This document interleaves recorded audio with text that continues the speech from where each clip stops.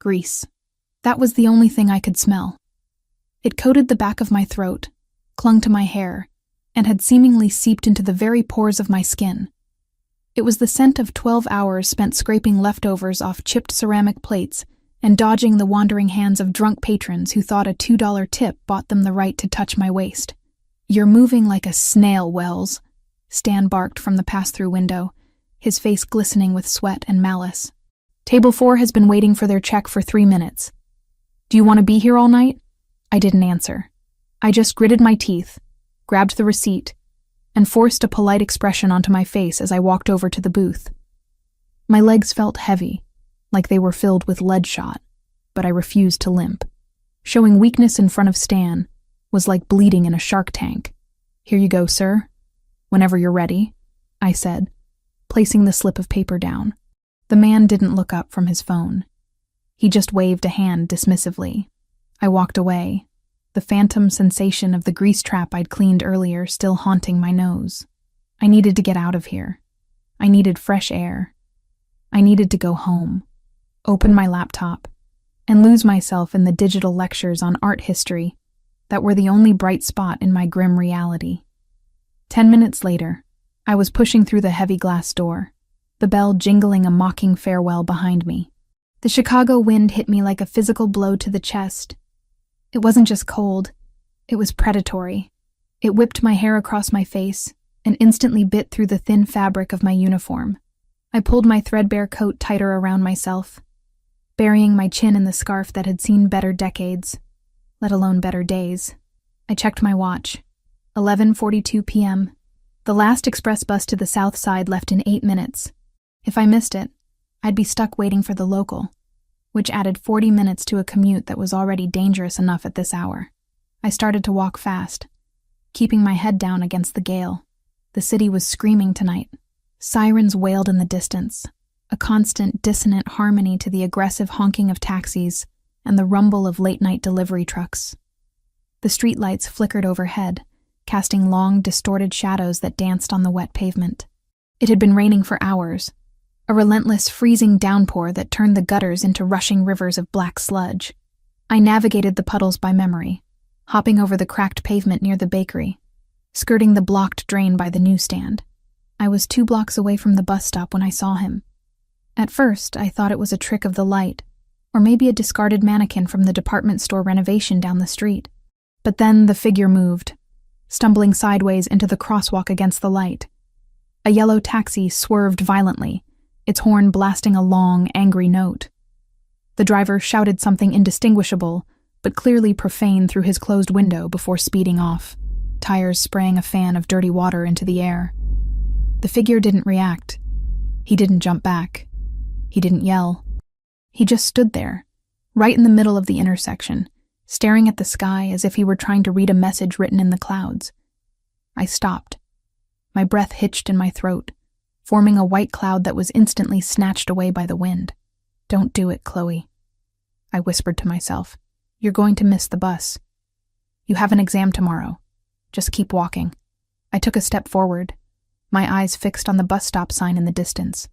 I could see the headlights of the express bus turning the corner 3 blocks down.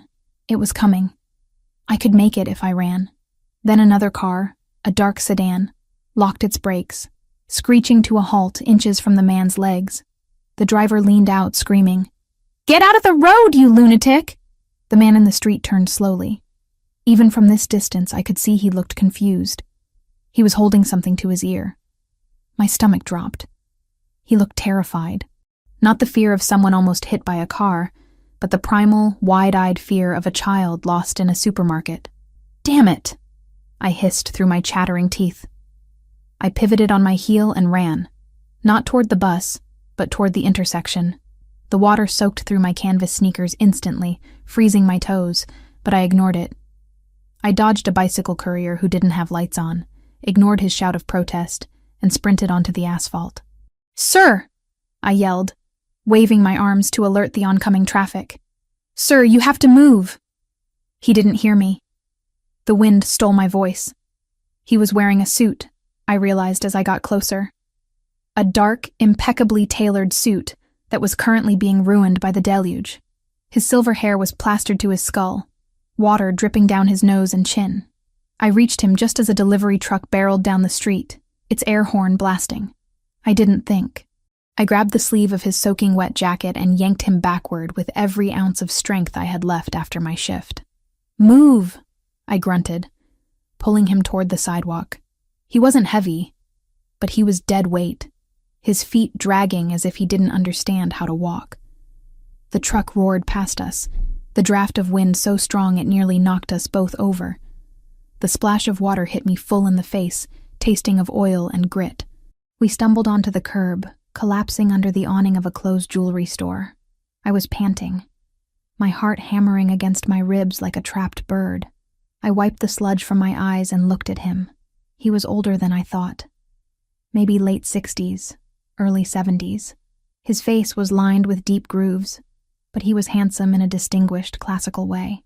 He was shivering violently, his lips turning a pale shade of blue, and he was holding a black leather loafer to his ear. "Hello?" he said into the heel of the shoe. "Martha? The line is bad.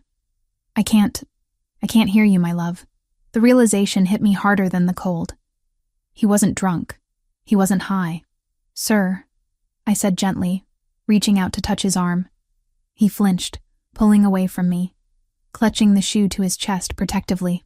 "I have to tell her I'll be late," he muttered, his eyes darting around the empty street, not seeing the buildings or the cars, but seeing something else entirely. The meeting ran long. The boys are waiting." "It's okay," I said, keeping my voice low and calm, the way I used to talk to the stray cats behind my building. "You're safe. You're out of the road." He blinked, his eyes finally focusing on me. They were a piercing dark brown, almost black, and for a second, clarity swam in them before drowning again in confusion. "Martha," he whispered, reaching out a trembling hand to touch a lock of my wet red hair that had escaped my scarf. "You came. I knew you would come.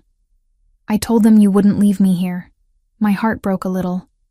I didn't know who Martha was, but the way he said her name was full of such desperate adoration it made my chest ache. "I'm not Martha," I said softly, though I didn't pull away from his icy touch. "My name is Chloe, but I'm going to help you, okay?" I looked down the street. The express bus whizzed past the stop without slowing down. I watched its red taillights fade into the gloom. There went my ride. There went my 4 hours of sleep. I looked back at the man. He was shaking harder now, his teeth chattering audibly. Hypothermia was a real risk out here. "We need to get you warm," I said. I unbuttoned my coat. It wasn't much. Polyester and fake wool I'd bought at a thrift store. But it was dry on the inside. No, he protested weakly as I draped it over his shoulders. A gentleman does not take a lady's coat. "This gentleman is going to freeze if he doesn't take it," I said firmly, pulling the lapels together over his chest. Underneath, his suit jacket was soaked through. I noticed the cufflinks then. Gold, heavy, engraved with a crest I didn't recognize. And the watch on his wrist looked like it cost more than the entire building I lived in. He was rich, ridiculously rich, which meant someone was probably looking for him. Or worse, someone had dumped him here. "Do you have a phone?" I asked. "A real phone, not the shoe." He looked down at the shoe in his hand, a flicker of embarrassment crossing his face, as if he suddenly realized what it was. He dropped it. I had one," he stammered. "I don't know. Everything is foggy, Martha." "Why is it so foggy?" "It's okay," I soothed, rubbing his arms briskly to generate some friction. "Do you remember your name? Can you tell me who you are?" He frowned, concentration etching deep lines into his forehead. "Carlo," he said finally. "I am Carlo." "Okay, Carlo. That's a good start. Do you know where you live?" He pointed vaguely toward the skyline, toward the towering penthouses that pierced the clouds in the distance. "The house with the lions," he said. "The boys like the lions." That wasn't helpful. Chicago had a lot of lions. I reached into my pocket and pulled out my cracked smartphone. 12% battery. Perfect. "I'm going to call the police," I told him. "They can help find your family." Panic seized him instantly. He grabbed my wrist, his grip surprisingly strong for someone so frail. "No police!" he rasped, his eyes wide with terror. "No police, Martha. They are not friends. You know this. Promise me, no police." The intensity of his fear startled me. It wasn't just confusion. It was ingrained, trained behavior. Okay, I said, putting the phone down but not away. "No police. But we can't stay here, Carlo. You're freezing. Is there anyone else I can call? A son? A daughter?" "Marco," he breathed. The name seemed to ground him. "Marco will be angry. He told me to stay in the library. He gets so angry when I leave the library. Marco is your son?" He nodded. "Marco fixes it. Marco always fixes it." "Okay. Does Marco have a number?" Carlo patted his pockets frantically, water squelching in the fabric. He pulled out a soggy handkerchief, a few mints, and then, miraculously, a folded piece of heavy cardstock. It looked like an invitation or a place card. I took it carefully. The ink was running, but I could make out a logo embossed in gold foil and a handwritten number on the back in sharp, aggressive strokes. I dialed the number before I could talk myself out of it. It rang once, twice, then the line clicked open. No hello, no greeting, just silence. A heavy, listening silence that made the hair on the back of my neck stand up. "Hello?" I said, my voice sounding thin against the wind. I think I found your father. Or someone named Carlo. He's confused and—" "Where?" The voice was deep, rough, and commanded absolute obedience. It wasn't a question. It was an order. "I'm at the corner of 5th and Grand," I stammered. "Under the awning of the jewelry store. He's really cold, you need to—" The line went dead. I stared at the phone. "Well, he's rude," I muttered, shoving the device back into my pocket. "Marco is coming?" Carlo asked, hope lighting up his face. "I think so," I said. "Come on, let's stand closer to the wall. The wind is shifting." We stood there for what felt like an eternity, but my phone said it was only 4 minutes. I tried to keep Carlo talking, asking him about the lions and the library, but he was fading again, shivering so hard his teeth clicked together rhythmically. I wrapped my arms around him, sharing what little body heat I had, ignoring the way the cold seeped into my uniform, turning my skin into ice. I was beginning to regret calling the mystery number instead of an ambulance when the sound changed. The usual city noise, the distant sirens, the random honks, was suddenly drowned out by the roar of engines. Deep, guttural engines. 3 black SUVs tore around the corner, moving in a tight formation that looked practiced, military. They ignored the red light, ignored the lanes, and swerved directly toward us. My instinct screamed, "Danger."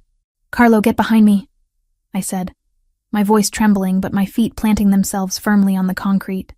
The vehicles screeched to a halt in a semicircle, blocking us in against the storefront.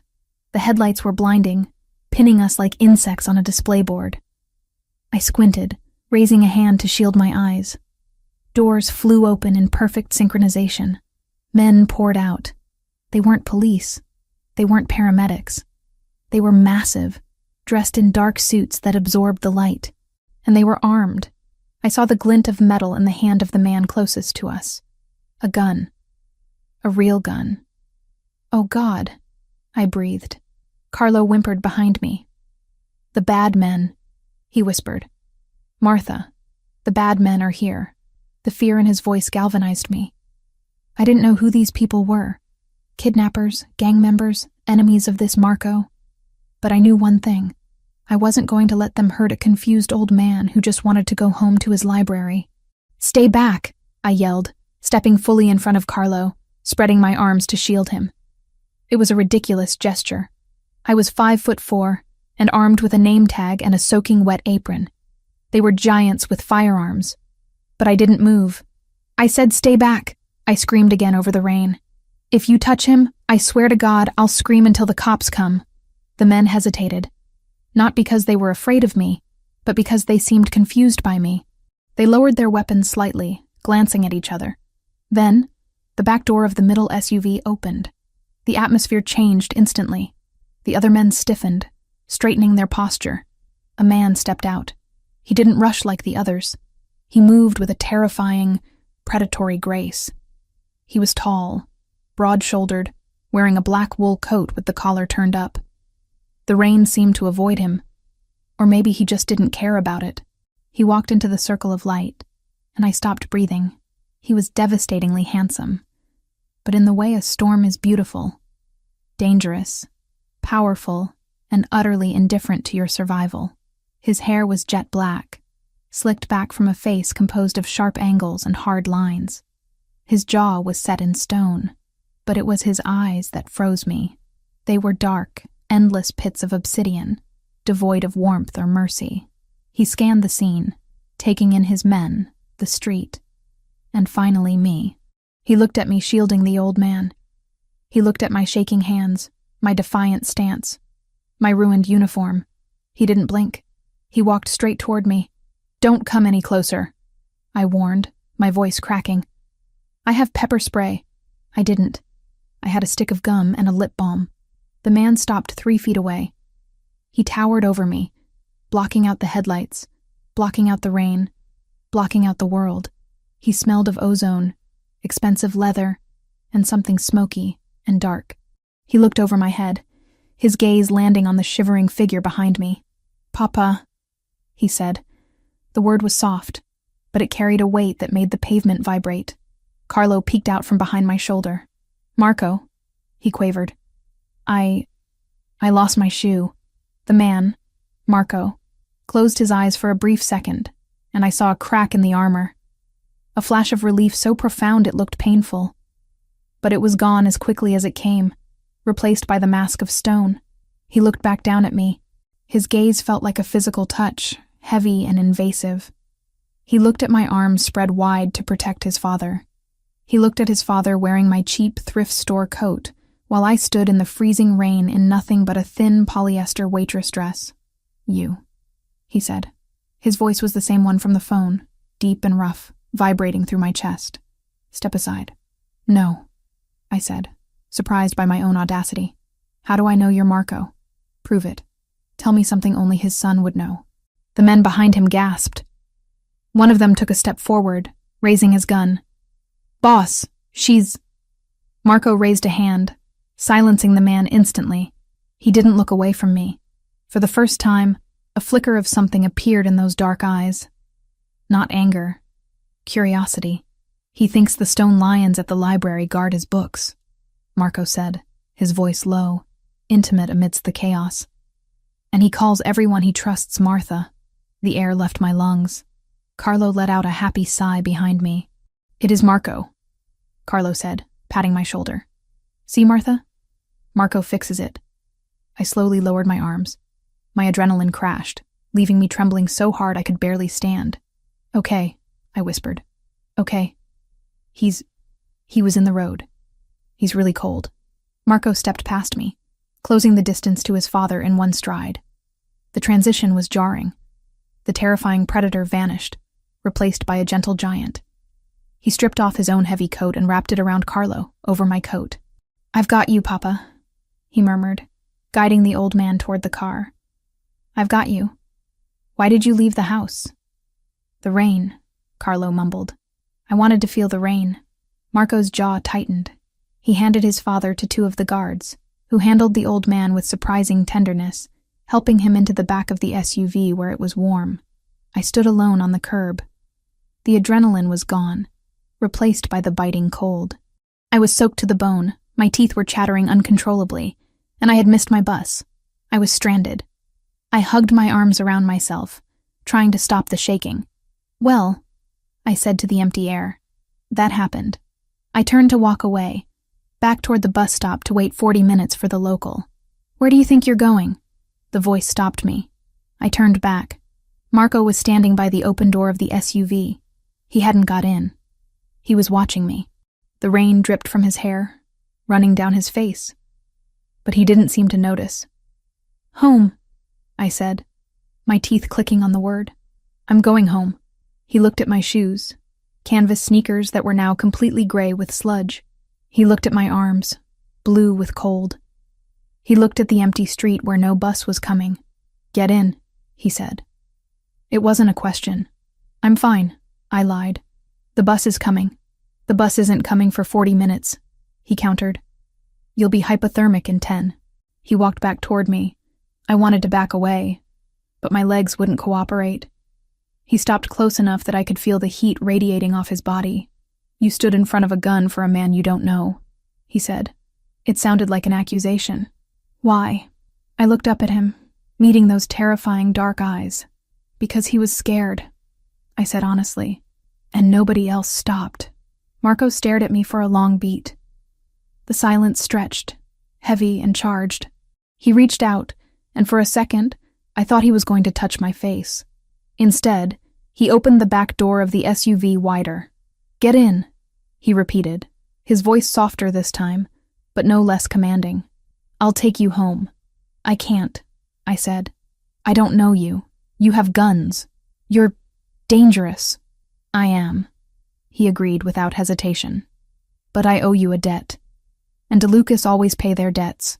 Get in the car, Chloe. He knew my name. I hadn't told him my name. Carlo must have said it. Or maybe he just knew things. I looked at the warm leather interior of the car. I looked at the dark, freezing street.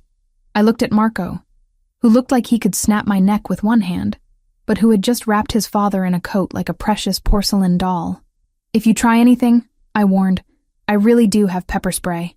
One corner of his mouth quirked up. It wasn't a smile, not really. But it was close. Understood, he said. I climbed into the car. The warmth hit me instantly, wrapping around me like a blanket. I slid across the leather seat, sitting next to Carlo, who was already half asleep. Marco got in after me, closing the door and sealing out the storm. The silence inside was absolute. Drive, Marco said to the driver. As the car pulled away from the curb, gliding smoothly into the night, I leaned my head back against the seat and closed my eyes. I was warm. I was safe. But as I felt Marco's gaze on me from the other side of the seat, heavy and calculating, I had the distinct feeling that I had just stepped out of the rain and into something far more turbulent. The silence inside the SUV was heavier than the storm raging against the reinforced glass. It wasn't an empty silence. It was a living, breathing thing, pressurized by the presence of the man sitting on the other side of the leather bench seat. I sat perfectly still, barely daring to breathe, my back pressed against the door as if I could melt through it and escape. The heat blasting from the vents was heavenly, prickling my frozen skin with 1,000 tiny needles of warmth. But I couldn't relax, not with him watching me. Marco DeLuca didn't fidget. He didn't check his phone. He didn't look out the window. He sat with the stillness of a predator waiting for movement, his dark eyes fixed on the space between us, specifically on his father. Carlo had fallen asleep almost instantly. His head, heavy and wet, rested on my shoulder. His breathing was a soft, rattling snore that vibrated against my collarbone. My cheap, sodden coat was still draped over him, ruining the pristine Italian leather of the car seats. But Marco didn't seem to care about the upholstery. He was staring at his father's sleeping face, with an expression that terrified me more than his gun had. It was a look of raw, unvarnished shock.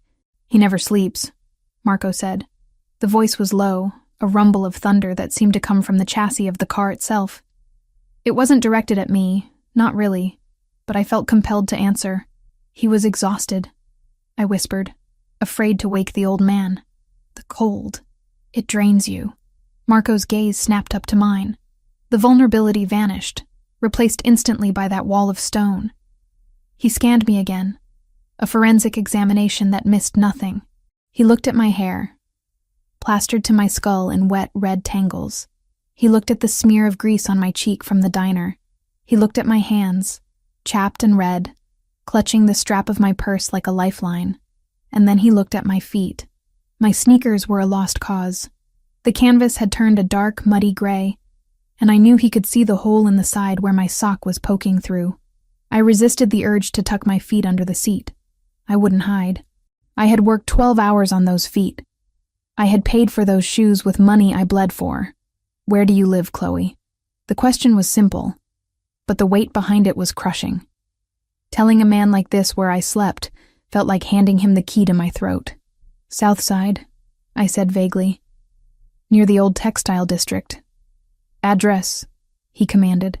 He didn't raise his voice. He didn't have to. I hesitated. The driver, a mountain of a man with a thick neck and tattooed knuckles, glanced at me in the rearview mirror. His eyes said, "Don't be stupid, girl. Just answer."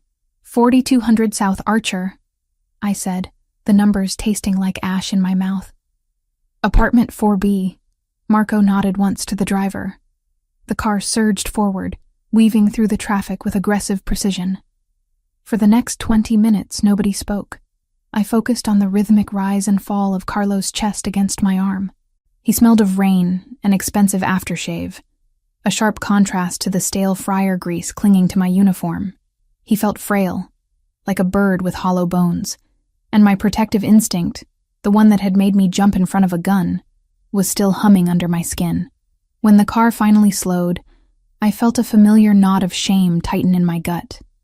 My building was an eyesore even by the neighborhood's low standards. The brickwork was crumbling. The front door had been kicked in so many times it didn't close properly, and the security light above the entrance had been broken for 6 months.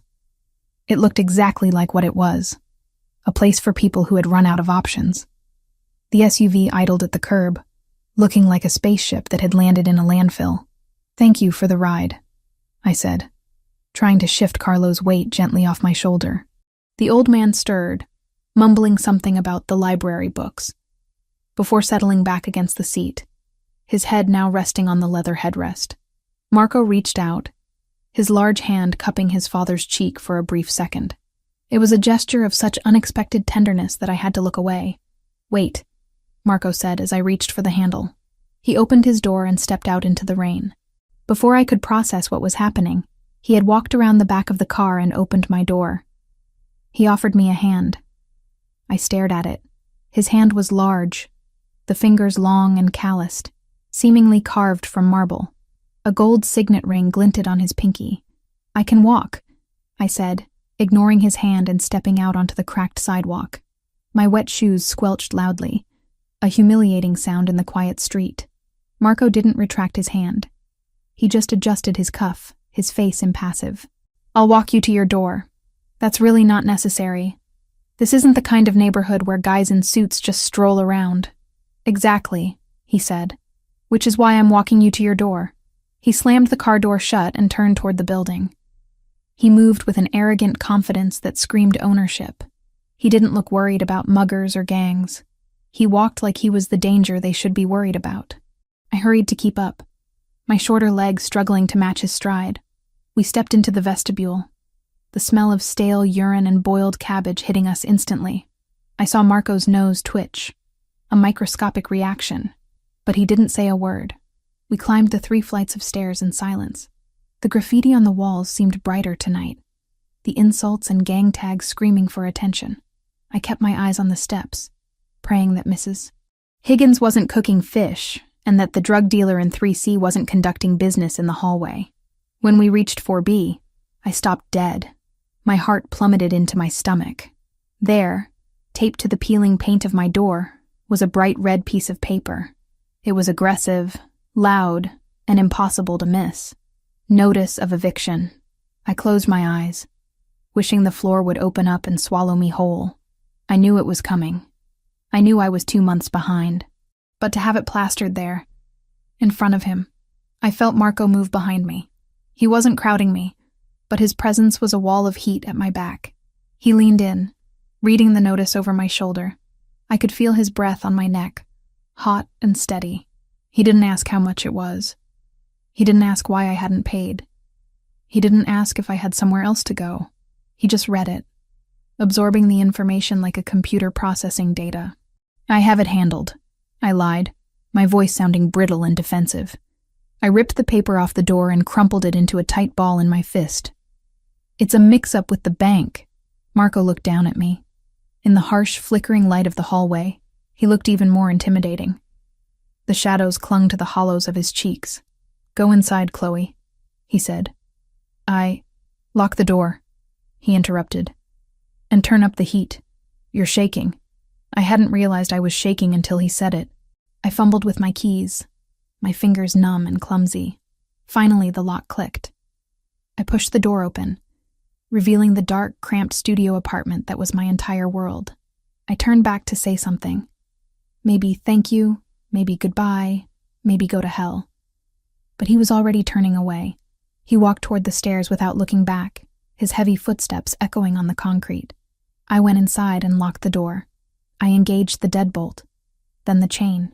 Then I slid down against the wood and buried my face in my knees. The crumpled eviction notice still clutched in my hand. I didn't sleep that night. I sat by the radiator, wrapped in my duvet, shivering as the adrenaline crashed, and the reality of my life set back in.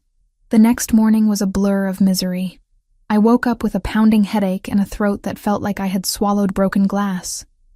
My nose was stuffed, my limbs heavy, but I didn't have the luxury of a sick day. I dragged myself into the shower, praying the hot water wouldn't run out. It did, after 3 minutes. I was dressed and trying to make my hair look presentable when my phone buzzed. It was a text from Stan. Don't bother coming in. Mr. Henderson saw the cops in the SUVs last night. He says you bring trouble. Pick up your final check next week. We're done. I stared at the screen, the white letters swimming before my eyes. Fired. Just like that. No warning, no conversation.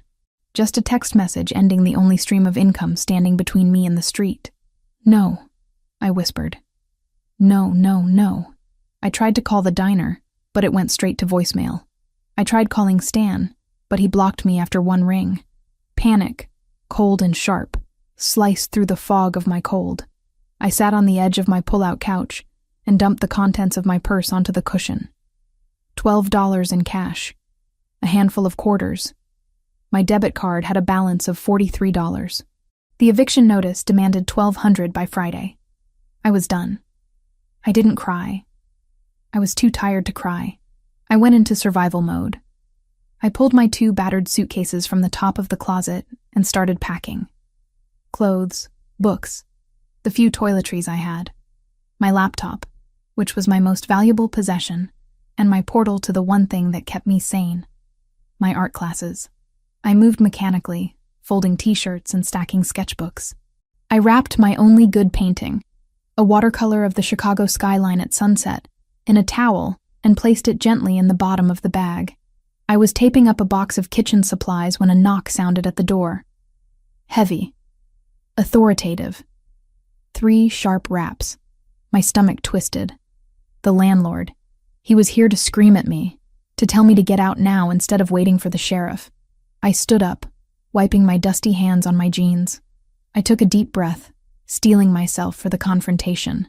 I would beg if I had to, just a few more days, just until I could find a shelter. I unlocked the deadbolt and pulled the door open. I know I'm late, Mr. Kowalski, but I just need... The words died in my throat. It wasn't my landlord. Marco DeLuca stood in the hallway. He looked different in the daylight, but no less dangerous. He was wearing a gray charcoal suit today, the fabric hugging his broad shoulders perfectly. He wasn't wearing a tie, and the top button of his white shirt was undone, exposing a glimpse of tanned skin. He filled the doorway, blocking out the light, blocking out the hallway, blocking out the oxygen. His eyes swept over the room behind me, landing immediately on the open suitcases and the half-packed boxes. His expression didn't change, but his jaw tightened slightly. Going somewhere? He asked. I gripped the doorframe, my knuckles turning white. I don't see how that's your business. May I come in? It was phrased as a question, but he stepped forward as he said it, forcing me to retreat or be trampled. I stepped back, and he walked into my tiny apartment, bringing the scent of ozone and expensive sandalwood with him. He looked out of place among my thrift store furniture and peeling wallpaper. He was a panther in a cardboard box. What do you want? I asked, crossing my arms over my chest to hide the stain on my sweatshirt. Did I forget something in your car? Did I scratch the leather? Marco turned to face me. He didn't look angry. He looked determined. My father woke up this morning, he said. I blinked. Okay, that's good. He asked for Martha. I told you, I'm not... I know who you are, Chloe Wells, he interrupted. 23 years old, student at the Institute of Art, online program. Waitress at the Greasy Spoon until this morning, I assume. My blood ran cold. You checked up on me? I check on everyone who gets within 10 feet of my family, he said calmly. It's a precaution. But that's not why I'm here. He walked over to the stack of sketchbooks I had placed on the table. He picked the top one up. I started to lunge forward to stop him. Those were private. But I froze. He opened it with surprising care. He looked at the charcoal sketch of a gargoyle I had drawn from a church downtown. You have talent, he murmured. Stop it, I snapped. Why are you here? To mock me? To offer me charity because you saw the eviction notice? He closed the sketchbook and placed it back on the stack, aligning the edges perfectly. I don't do charity, he said, turning those dark, intense eyes on me. And I don't mock people who work for a living. I'm here to offer you a job. I laughed. It was a harsh, bitter sound that hurt my throat. A job? What? Do you need a waitress for your Mafia clubhouse? The air in the room dropped 10 degrees. Marco took a step toward me. He didn't look amused. Careful. He warned softly. I am offering you a lifeline. Do not cut it before you hear the terms. I bit my lip, silencing my sarcasm. I looked at the boxes. I looked at the eviction notice still crumpled on the floor where I had thrown it. I couldn't afford pride right now. What kind of job? I asked quietly. My father needs a caregiver, Marco said. Full-time. Live-in. I frowned. You have money. You can hire the best nurses in the city. Why me? I'm not a nurse. I don't have a degree in geriatrics. I'm an art student who serves coffee. I have hired the best nurses, Marco said, his voice hard. 5 of them in the last 6 months. 2 quit. 3 I fired. Why? Because they treated him like a patient, Marco said, his voice dropping to a growl. Like a broken piece of furniture. They drugged him when he got agitated. They ignored him when he spoke nonsense. They didn't listen. He took another step closer. He was so close now I could see the flecks of gold in his iris. Last night in the rain. You didn't treat him like a burden. You treated him like a man. You gave him your coat. You stood in front of a gun for him. And he remembers you. He remembers Martha. He ate breakfast this morning for the first time in a week because I told him you might visit. I felt a lump form in my throat. I remembered Carlo's fragile hand holding the shoe. He has Alzheimer's, I said. It's not easy. He'll get worse. I know what he has. Marco snapped, a flash of pain crossing his face. I don't need a diagnosis. I need someone who will keep him safe. Someone who will talk to him, not at him. I need someone he trusts. And for some godforsaken reason, he trusts you. He reached into the inside pocket of his jacket and pulled out a folded envelope. He held it out to me. Weekly salary, he said. Cash. Tax-free. Plus room and board at the estate. All expenses paid. I took the envelope. It felt thick. I opened the flap and peeked inside. My breath hitched. There was more money in this envelope than I made in 4 months at the diner. This is... I stammered. This is too much. It's hazard pay, Marco said dryly. My father can be difficult, and my life is complicated. You will be required to live at the estate. You will not discuss family business with anyone. You will not bring guests. Total discretion. It was a deal with the devil. I knew it. He was a crime boss. His house was probably a fortress filled with men like the ones in the SUVs. But then I looked around my apartment. I looked at the mold in the corner of the ceiling. I thought about the winter coming, the cold wind, the hunger, and I thought about Carlo, lost in the rain, looking for his wife. I have conditions, I said, my voice shaking but my chin held high. Marco raised an eyebrow. He looked surprised that I was negotiating. Name them. I'm not a prisoner, I said. I need to be able to finish my degree. I need internet access and time to study. I won't drop out of school to babysit. Marco nodded slowly. Done. The estate has a library. You can study there. The internet is secure. And I want a contract, I added. In writing, defining my duties. I'm a caregiver, not a maid, not a cook, and definitely not anything else. His eyes darkened, sweeping over me in a way that made my skin prickle. But he nodded again. You are there for my father. Nothing else. I will have the papers drawn up. He looked at his watch, a diamond-encrusted timepiece that probably cost more than my tuition. Pack your things, he said. The car is downstairs. We leave in 10 minutes. 10 minutes? But I need to. The landlord is coming up the stairs, Marco said casually, tilting his head toward the door. I heard the front door open. Unless you want to have that conversation with him, I suggest you grab your boxes. Panic flared again. I grabbed my purse. I grabbed the painting. I zipped up the suitcase. Marco didn't wait for me to ask for help. He picked up the heavy suitcase as if it weighed nothing. He picked up the box of books with his other hand. Let's go, he said. I followed him out into the hallway. We passed Mr. Kowalski on the second-floor landing. The landlord stopped, his mouth falling open as he saw the giant man in the expensive suit carrying my battered luggage. Ms. Wells, Mr. Kowalski sputtered. Where are you going? The rent is... Marco stopped. He turned to look at the landlord. He didn't say a word. He just stared. A cold, dead stare that promised violence. Mr. Kowalski swallowed hard, stepping back against the wall, his face paling. Never mind, he squeaked. Good luck. We walked out into the sunlight. The black SUV was waiting. The driver opened the trunk for my bags. I stood on the sidewalk for a moment, looking back at the building that had been my prison and my shelter for 3 years. I felt a strange sense of vertigo, like the world was tilting on its axis. Marco opened the back door for me. Get in, he said softly. I climbed inside. The door closed with a solid final thud. As the car pulled away, leaving my old life in the rearview mirror, I realized I had just traded poverty for danger. I wasn't sure if I had been saved or captured. But as I looked at Marco's profile, stern and unyielding as he watched the city pass by, I knew one thing for certain. I wasn't invisible anymore. Living at the DeLuca estate was like living inside a museum that doubled as a high-security prison. The walls were lined with oil paintings that cost more than the entire neighborhood I grew up in, and the windows were made of bulletproof glass, thick enough to stop a sniper round.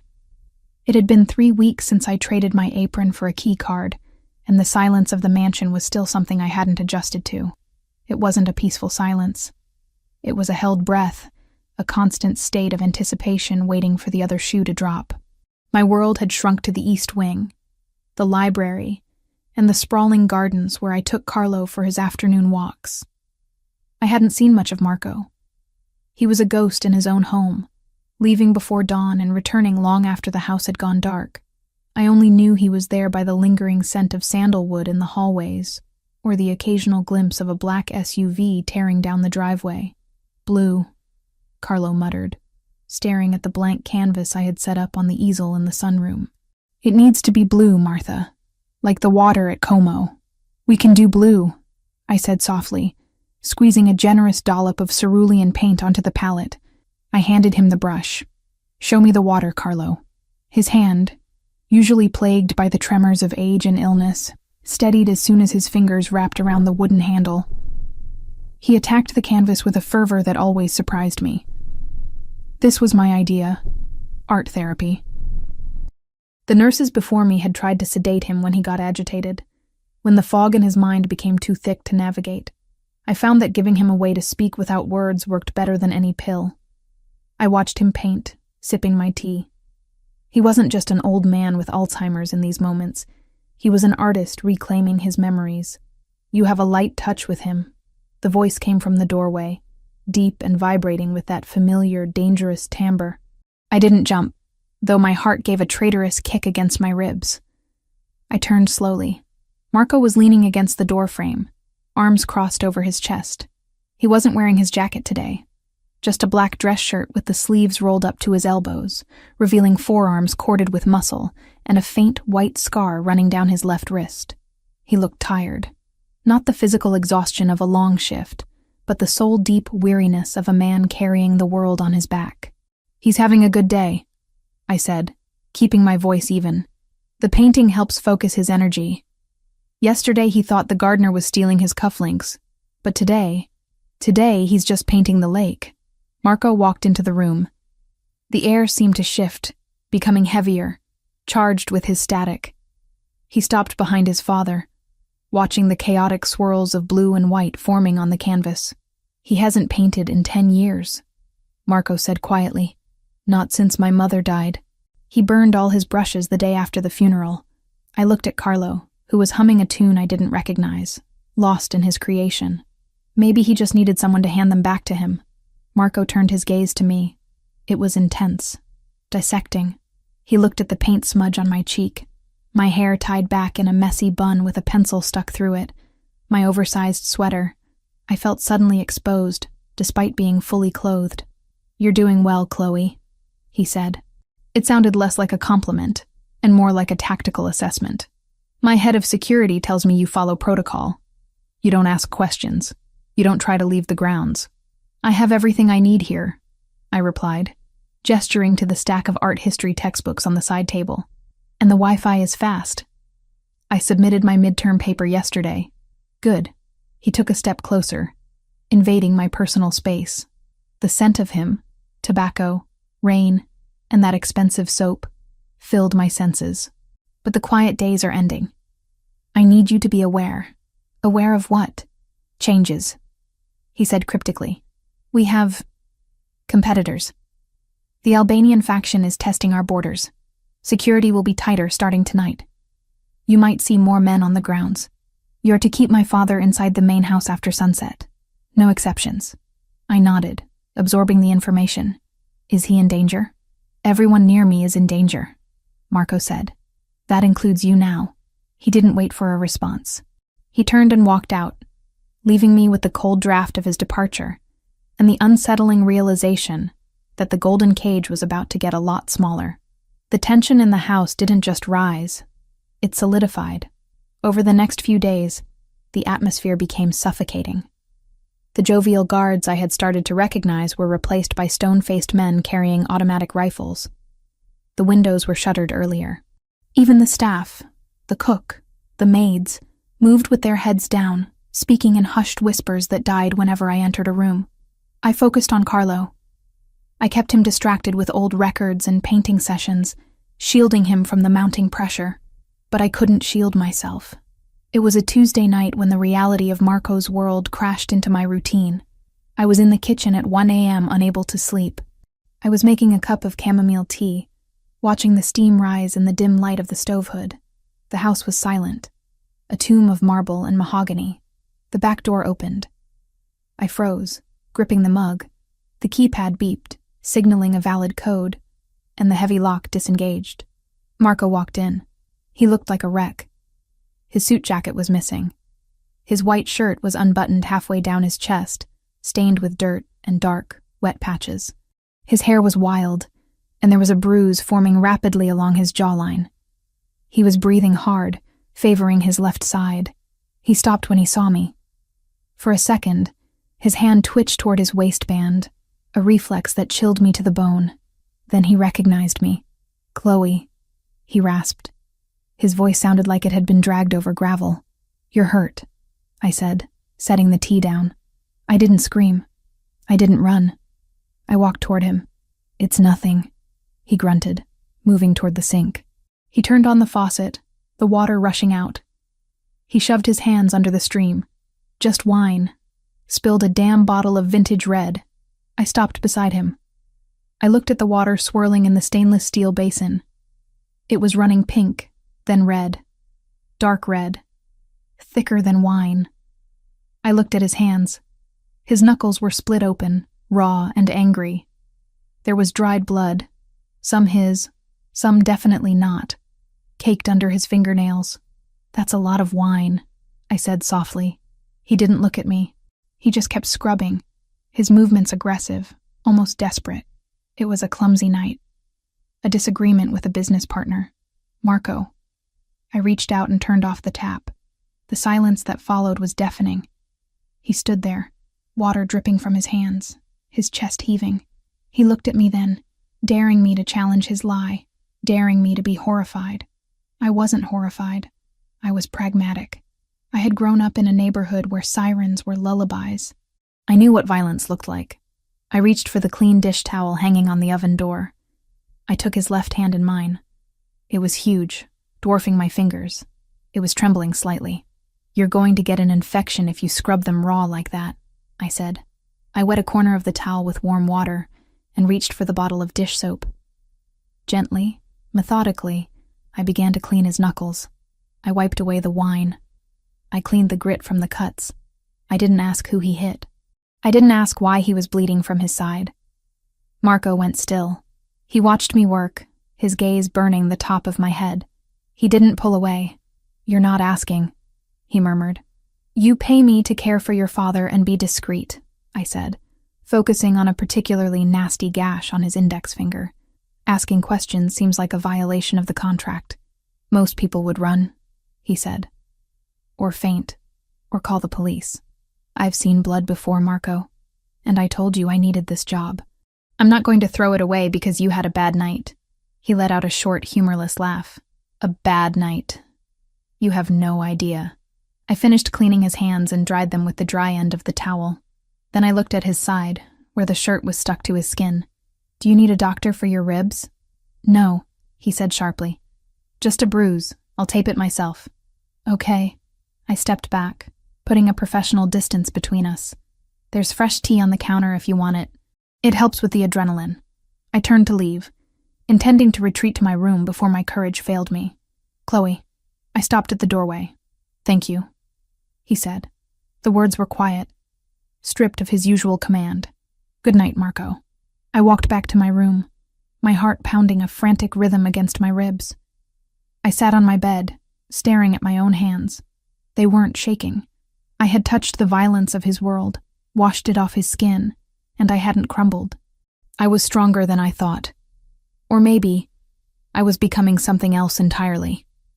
Something that fit in this dark house. 2 days later, the storm hit.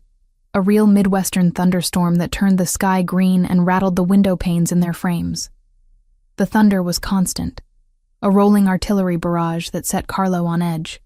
I spent 3 hours reading to him in the library, trying to drown out the noise, until he finally succumbed to a nap in his leather armchair. I stretched, my back popping. The house was dark, the power flickering intermittently. I decided to go to the kitchen to fetch a glass of water. As I passed the study, Marco's sanctuary, a room I was strictly forbidden to enter, I heard a sound. It was a groan, low, pained, animalistic. I hesitated. Protocol said, keep walking. Survival instinct said, run away. But the sound came again, followed by the crash of glass shattering. I tried the door handle. Unlocked.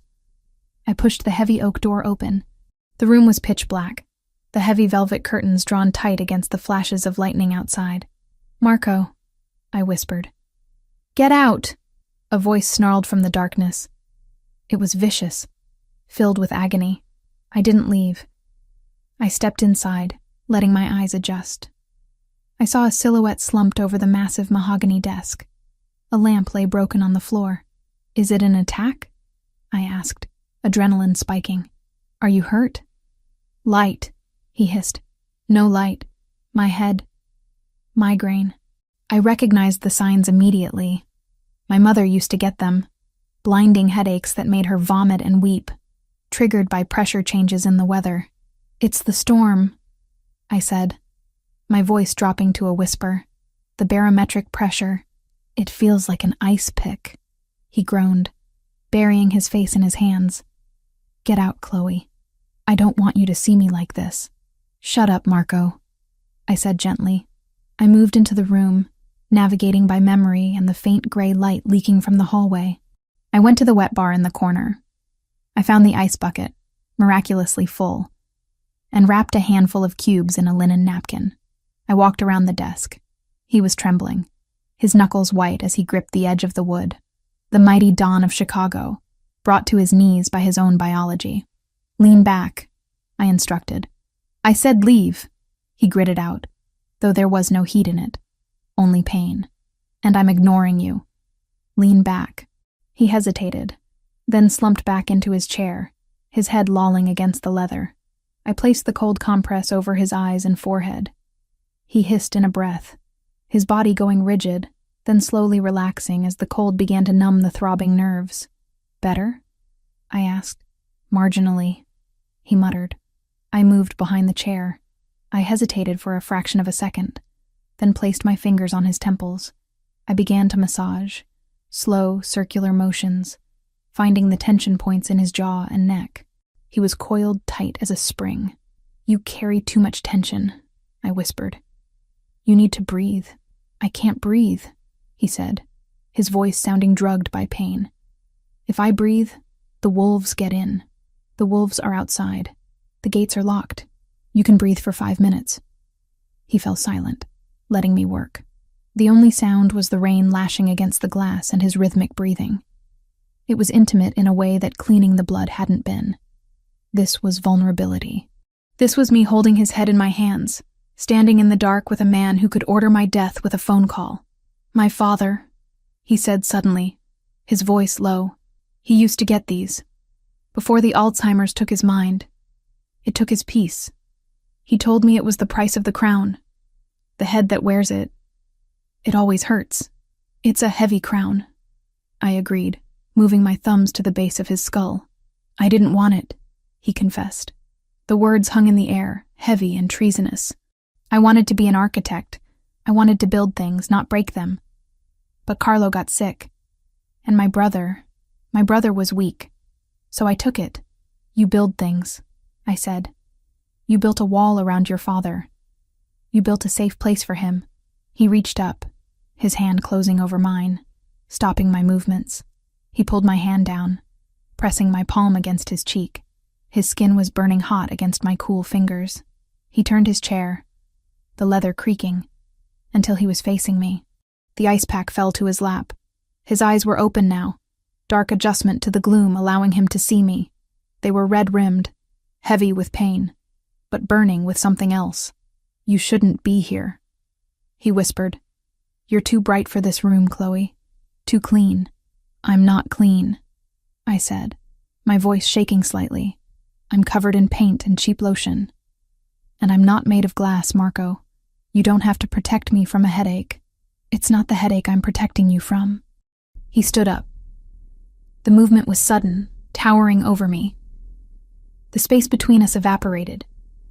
I could feel the heat radiating off him. The air in the room grew thin, charged with electricity that had nothing to do with the storm outside. He looked down at me, his gaze dropping to my lips, then back to my eyes. A hunger was there, raw and terrifying. He leaned in, his hand coming up to cup my jaw, his thumb brushing my bottom lip. My breath hitched. I wanted him to kiss me. God help me. I wanted the monster to kiss me. I leaned into his touch, my hands rising to rest on his chest, feeling the steady, heavy thud of his heart. His face came closer. I could smell the peppermint of the tea I had made him, mixed with his own dark scent. Then he froze. He pulled back as if he had been burned. His hand dropped from my face. He stepped back, putting the desk between us again. "Go," he said. His voice was rough, final. "Marco, go to your room, Chloe. Lock the door. And don't come back in here." I stood there for a heartbeat, feeling the rejection like a slap, but I saw his hands clenching into fists at his sides, saw the restraint trembling in his frame. He wasn't rejecting me because he didn't want me. He was rejecting me because he wanted me too much, and he thought he was poison. "The ice will melt," I said quietly, my voice steady despite the turmoil in my chest. "Put a new cloth on it in 20 minutes. I turned and walked out of the study, closing the heavy door behind me. I walked down the long, shadowed hallway back to my room, my lips still tingling from the ghost of a touch that never happened. He thought he was saving me, but as I lay in the dark that night, listening to the thunder, I realized something dangerous. I didn't want to be saved. I wanted to be the one standing in the dark with him. And that realization scared me more than any gun or Albanian hitman ever could. The next morning, the distance was back. Marco was gone before I woke up. But on the kitchen counter, next to the coffee machine, there was a small box. Inside was a set of professional-grade watercolor brushes, sable hair, the kind I had drooled over in the art supply catalog but could never afford. There was no note. There didn't need to be. I ran my thumb over the velvet lining of the box. He had noticed. Amidst the blood, the migraines, and the gang wars, he had noticed what I needed. I looked out the window at the gray, post-storm sky. The game had changed. I wasn't just an employee anymore. And Marco DeLuca wasn't just a boss. We were two people dancing on the edge of a cliff, and the ground was starting to crumble. "Chloe." Carlo's voice drifted from the sunroom. "The light. Come see the light." "Coming, Carlo," I called back.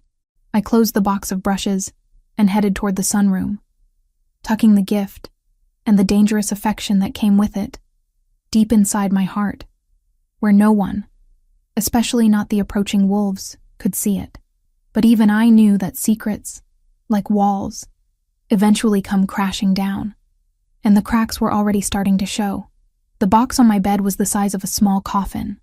It was black velvet, embossed with silver lettering that spelled out the name of a designer I had only ever seen in glossy magazines stolen from the dentist's waiting room. "Open it," Marco said from the doorway. He was leaning against the frame, watching me with that unreadable expression that had become his default setting over the last 3 weeks. He was already dressed for the evening in a tuxedo that fit him like a second skin, the stark black and white emphasizing the brutal sharpness of his features. He looked like a prince from a fairy tale written by the Brothers Grimm. Beautiful, but undeniably dangerous. I reached out and lifted the lid. Layers of tissue paper parted to reveal fabric that shimmered like liquid jewels. It wasn't navy blue. It wasn't black. It was emerald green, a deep, vibrant shade that reminded me of old forests and expensive absinthe. "We are attending the DeLuca Foundation Gala tonight," Marco stated, walking into the room as I stared at the dress. "It is mandatory." I looked up, confusion warring with the sudden spike of anxiety in my chest. "I thought the rule was to keep Carlo inside. You said security was tight because of the Albanians." "The rule has changed," Marco said, his voice dropping an octave. "Rumors are circulating that my father is dead or incapacitated. If the other families believe the DeLuca patriarch is gone, they will strike. They need to see him standing. They need to see him strong. He thinks he's 20 years old half the time, Marco. He tried to eat a tube of paint yesterday." "That is why you are coming," he countered, stopping a few feet from me. The scent of sandalwood and expensive starch wafted off him.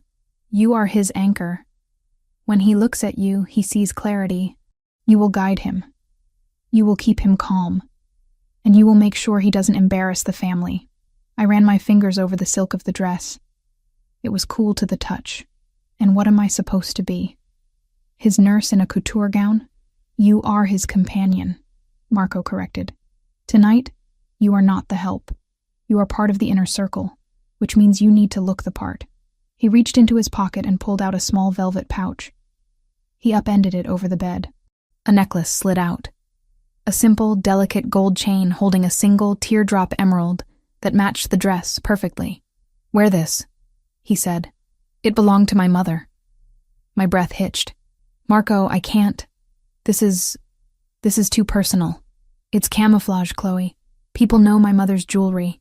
If you wear it, it signals that you are trusted. It keeps the wolves at bay." He checked his watch. "You have an hour. Don't make us late." He turned and walked out before I could argue, leaving me alone with a dress that cost more than my life's earnings, and a necklace that carried the weight of a dead woman's legacy. The ballroom of the Drake Hotel was a sensory assault.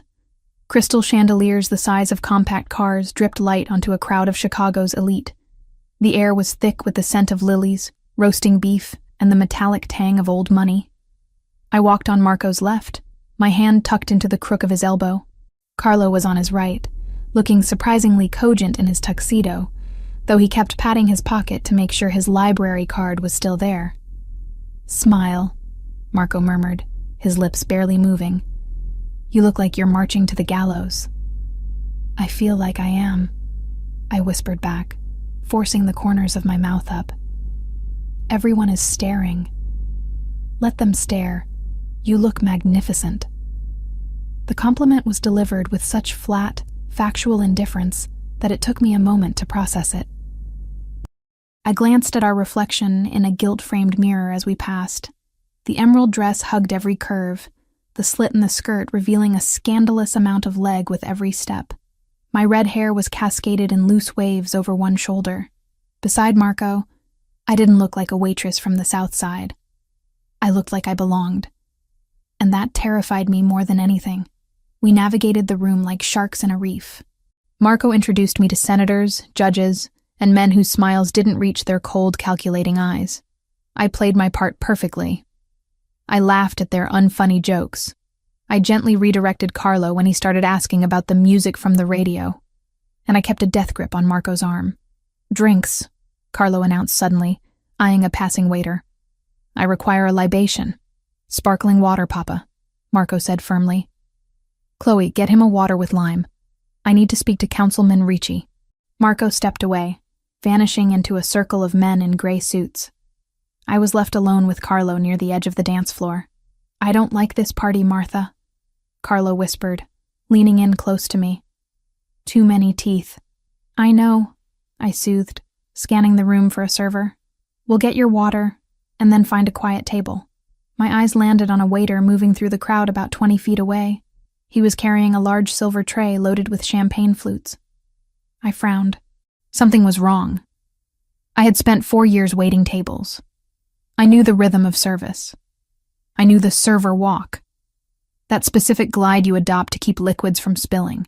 This man wasn't gliding. He was marching. His shoulders were tense, hiked up around his ears. And he wasn't looking at the glasses or the guests. His eyes were darting toward the exits, scanning the perimeter, checking the balcony. He passed another waiter, a younger man with the hotel's logo on his vest, and they didn't nod or acknowledge each other. The man with the tray pivoted sharply, heading not toward the thirsty guests, but toward the VIP dais where Marco was currently shaking hands. I looked down at his feet. Waiters wore dress shoes. Cheap, polished, slip-resistant dress shoes. This man was wearing heavy, thick-soled tactical boots. My stomach dropped to the floor.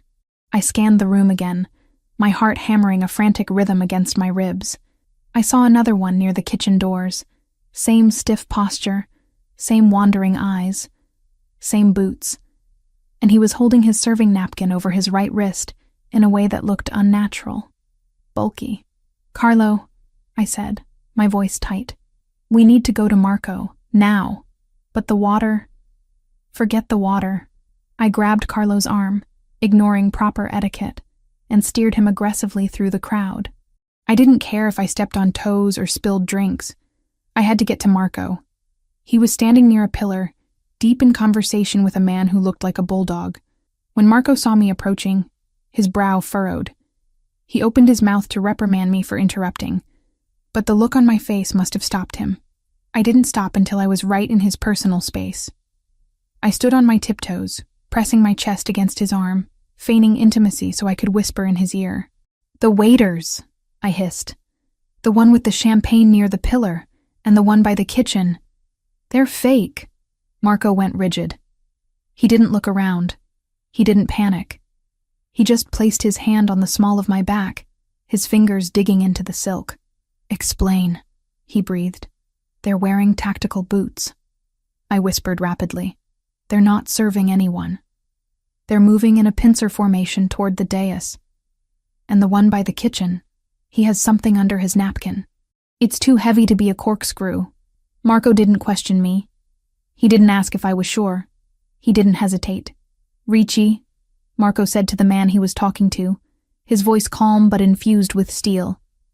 "Take my father to the car. Use the east exit. Now." Ricci nodded once, grabbing Carlo's elbow. "Come, Don Carlo. Let's get that drink." As soon as they turned, the energy in the room shifted. It was subtle, a vibration in the air. The fake waiter near the pillar locked eyes with Marco. He realized he had been made. The man reached under his tray. "Down!" Marco roared. He tackled me. His arm hooked around my waist, sweeping me off my feet as he threw us both behind the massive marble pillar. Gunfire erupted. It wasn't the pop, pop, pop of movies. It was a deafening, thunderous crack that shattered the air. Glass exploded everywhere. Screams tore through the ballroom, high-pitched and terrified. I hit the floor hard, Marco's heavy body covering mine completely. He was a human shield, pressing me into the cold marble. I could feel the impact of bullets chipping away at the stone inches above our heads. Dust and debris rained down on his tuxedo jacket. "Stay down," he snarled into my ear. He pulled a gun from somewhere inside his jacket. A sleek black weapon that looked terrifyingly at home in his hand. He rolled off me, crouching low. He fired 2 shots around the pillar. 2 distinct thuds followed. "Clear," he said. He grabbed my hand and yanked me up. "Run." We ran.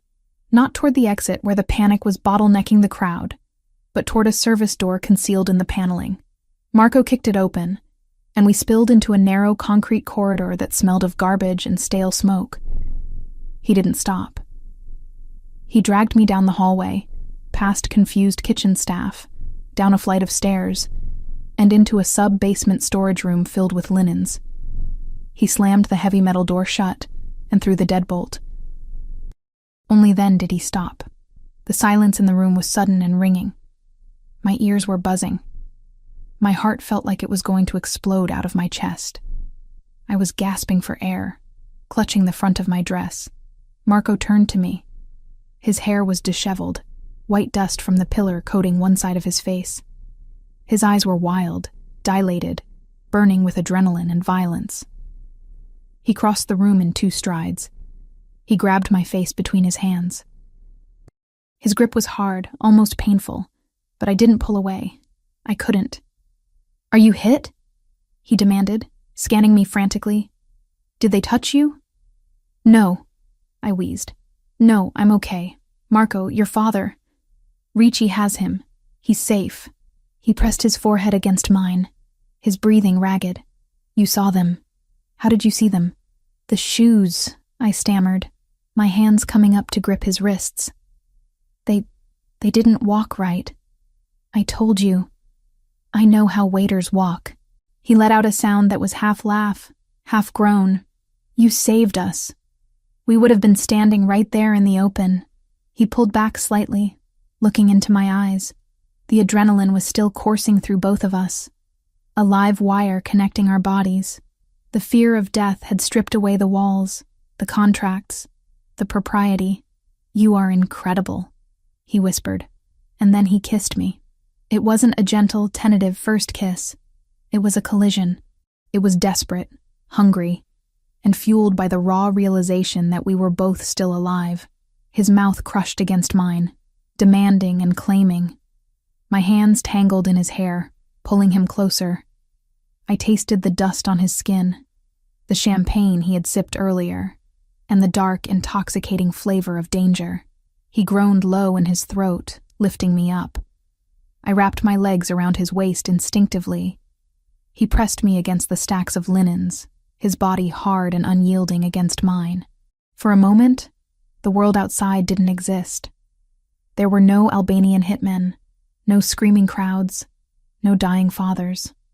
There was just Marco, his hands on my skin, his heart beating against mine, consuming me whole. He broke the kiss, gasping, burying his face in the crook of my neck. He bit down gently on the sensitive skin there, making me shiver. "I should not have done that," he growled against my skin. "Then why aren't you stopping?" I whispered, tilting my head back to give him better access. He froze. His hands tightened on my hips for one agonizing second, and then he slowly, reluctantly, set me down. He stepped back, putting distance between us. He ran a hand through his hair, trying to regain his composure, trying to put the mask back on. But I saw the cracks. I saw the way his chest heaved, the way his eyes lingered on my swollen lips. "We need to move," he said, his voice rough. "My security team will be sweeping the building. We need to get you to the safe house." "Marco," I said, reaching out to touch his arm. He flinched, but he didn't pull away. He looked at my hand on his sleeve, then up at my face. "Everything has changed, Chloe," he said grimly. "They didn't just attack a party. They attacked us. You are a target now." "I know," I said. I wasn't shaking anymore.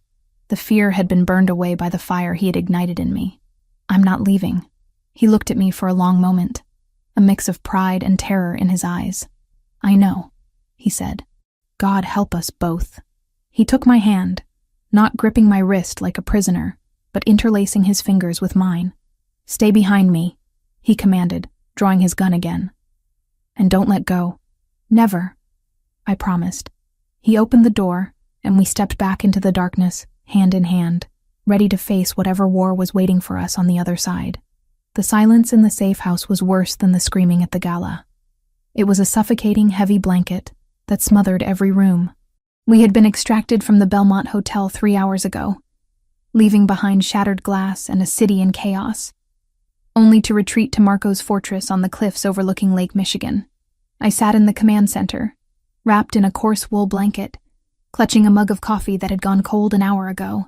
My emerald dress, the one that had cost more than my tuition, was ruined, the hem torn and stained with dust from the hotel's sub-basement. She knew. The voice cut through the air like a whip. Ricci, Marco's capo, paced the room like a caged tiger. He was bleeding from a cut on his forehead, and his eyes were fixed on me with undisguised hatred. "Watch your tone," Marco said from the window. He had discarded his ruined tuxedo jacket and rolled up the sleeves of his blood-spattered shirt. He hadn't looked at me since we arrived. "I am watching my tone, boss," Ricci spat. "But look at the facts. We planned the gala security for months. No leaks. Then the waitress shows up. 3 weeks later, the Albanians know our exit routes. And she spots the shooters before my trained men do. I spotted them because your men were looking at jewelry, not shoes," I said, my voice hoarse. "I know what a waiter looks like.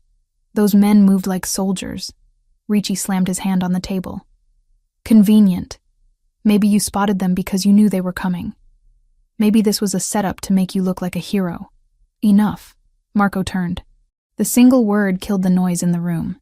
He walked to the table and leaned in toward Ricci. "She saved my father. If she were the mole, she would have let them take us on the dais. We were exposed. Or she's playing the long game," Ricci argued, though his voice lost some edge. "Someone inside gave them the schematics. Someone told them we were using the East Wing." "Investigate the staff," Marco ordered. "Check the catering. Check the security detail. But Chloe is off limits." Ricci glared at me one last time before nodding stiffly. "I'll double the guard. But if I find one text message linking her to them..." "Go." Marco dismissed him. Ricci stormed out. We were alone. The silence returned, charged with the electricity of the unfinished conversation from the hotel linen closet. I watched Marco. He looked exhausted, the lines around his eyes deepening. "You should sleep," he said, staring at the map on the wall. "There is a room prepared. I don't want to sleep. I want to know what happens now." He finally looked at me. "Now we go to war. The Albanians struck my family in public. I have to burn them to the ground. And me? Ricci thinks I'm a traitor. Do you?" Marco walked around the table until he stood in front of me. He reached out, his hand hovering near my face before dropping. "If I thought you were a traitor, you would be dead," he stated. "But Ricci is right about one thing. You are a liability." I stiffened. "Excuse me? You are a civilian. Tonight was luck. Next time they won't miss. And now they know your face. You are a target, Chloe, which means you stay in the house. You do not leave my sight unless you are in a secure room. So, I'm a prisoner," I said bitterly. "You are protected. There is a difference." Marco leaned down, bracing his hands on the arms of my chair, trapping me. "You wanted in," he whispered, his voice rough. "You got in the car. You kissed me back. This is the life. It isn't romantic. It is blood and paranoia. If you wanted freedom, you should have let me drive away that first night." "I didn't want freedom," I whispered back. "I wanted to matter." Something flickered in his eyes. He pushed himself away. "You matter. That is the problem. Now go to your room." The next 2 days were a blur of confinement. The estate was locked down. Men with rifles patrolled the gardens. I was allowed in 3 places: my bedroom, the library with Carlo, and the kitchen. Marco was a ghost again, coordinating strikes from the West Wing. I focused on Carlo. The gala had shaken him. He was agitated, pacing the library, muttering about spies. "They listen, Martha. he whispered on the second afternoon, clutching my arm. The walls have ears. The chair has ears.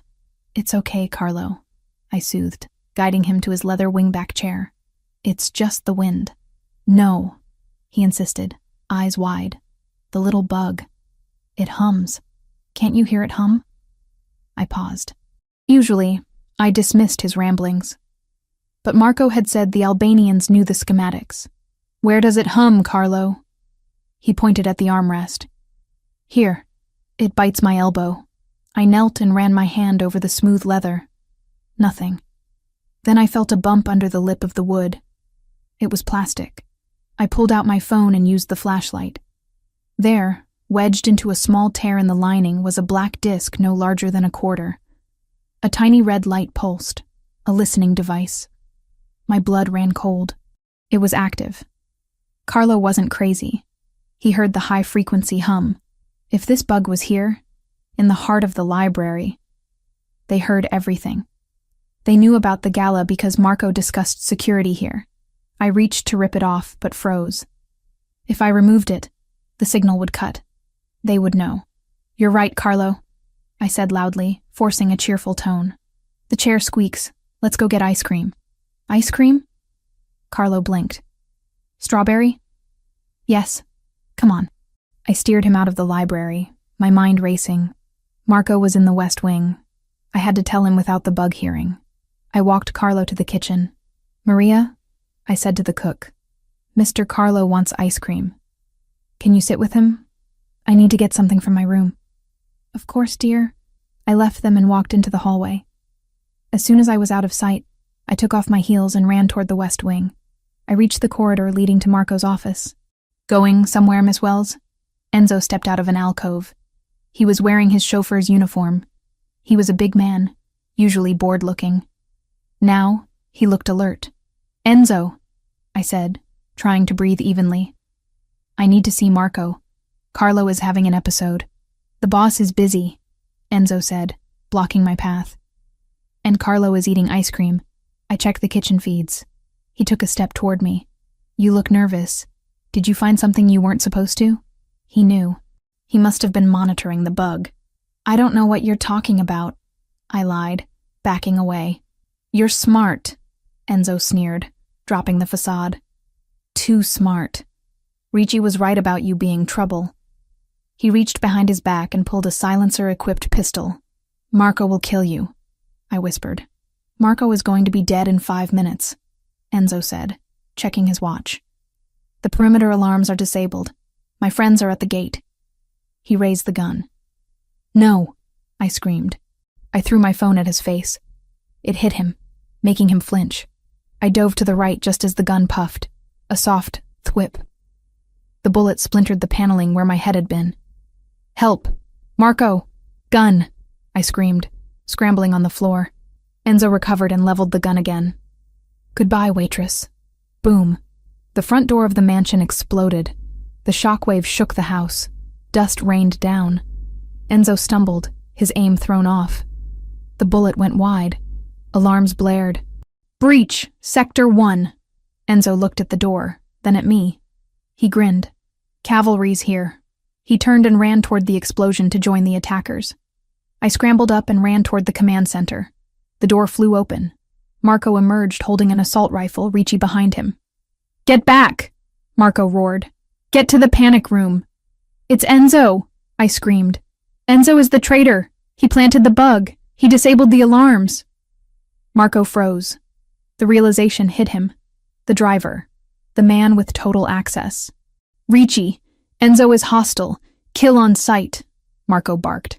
Where is my father? Kitchen, I gasped. The kitchen is near the breach point, Marco swore. They'll come through the service entrance. He grabbed my arm. Stay behind me. If you see anything that isn't family, scream. We ran into the chaos. The hallway was filling with smoke. Through the haze, I saw men in tactical gear moving with precision. Contact front, Marco yelled, opening fire. The hallway erupted. It was deafening. I stayed glued to Marco's back. We pushed forward, stepping over the body of a guard. We reached the kitchen door. Marco kicked it open. The scene froze my blood. Maria was on the floor. Carlo was standing in the middle of the room, looking confused, and Enzo was behind him, arm around his neck, gun to his temple. 3 Albanian mercenaries stood by the back door. "Drop it, Marco!" Enzo shouted. Marco lowered his rifle slowly. His face was a mask of rage. "Let him go," Marco said calmly. "He's an old man. He's your weakness," Enzo spat. "I told them to kill the wolf, take the cub, or the old dog." Enzo sneered at me. "And you brought the girlfriend, 2 for the price of 1.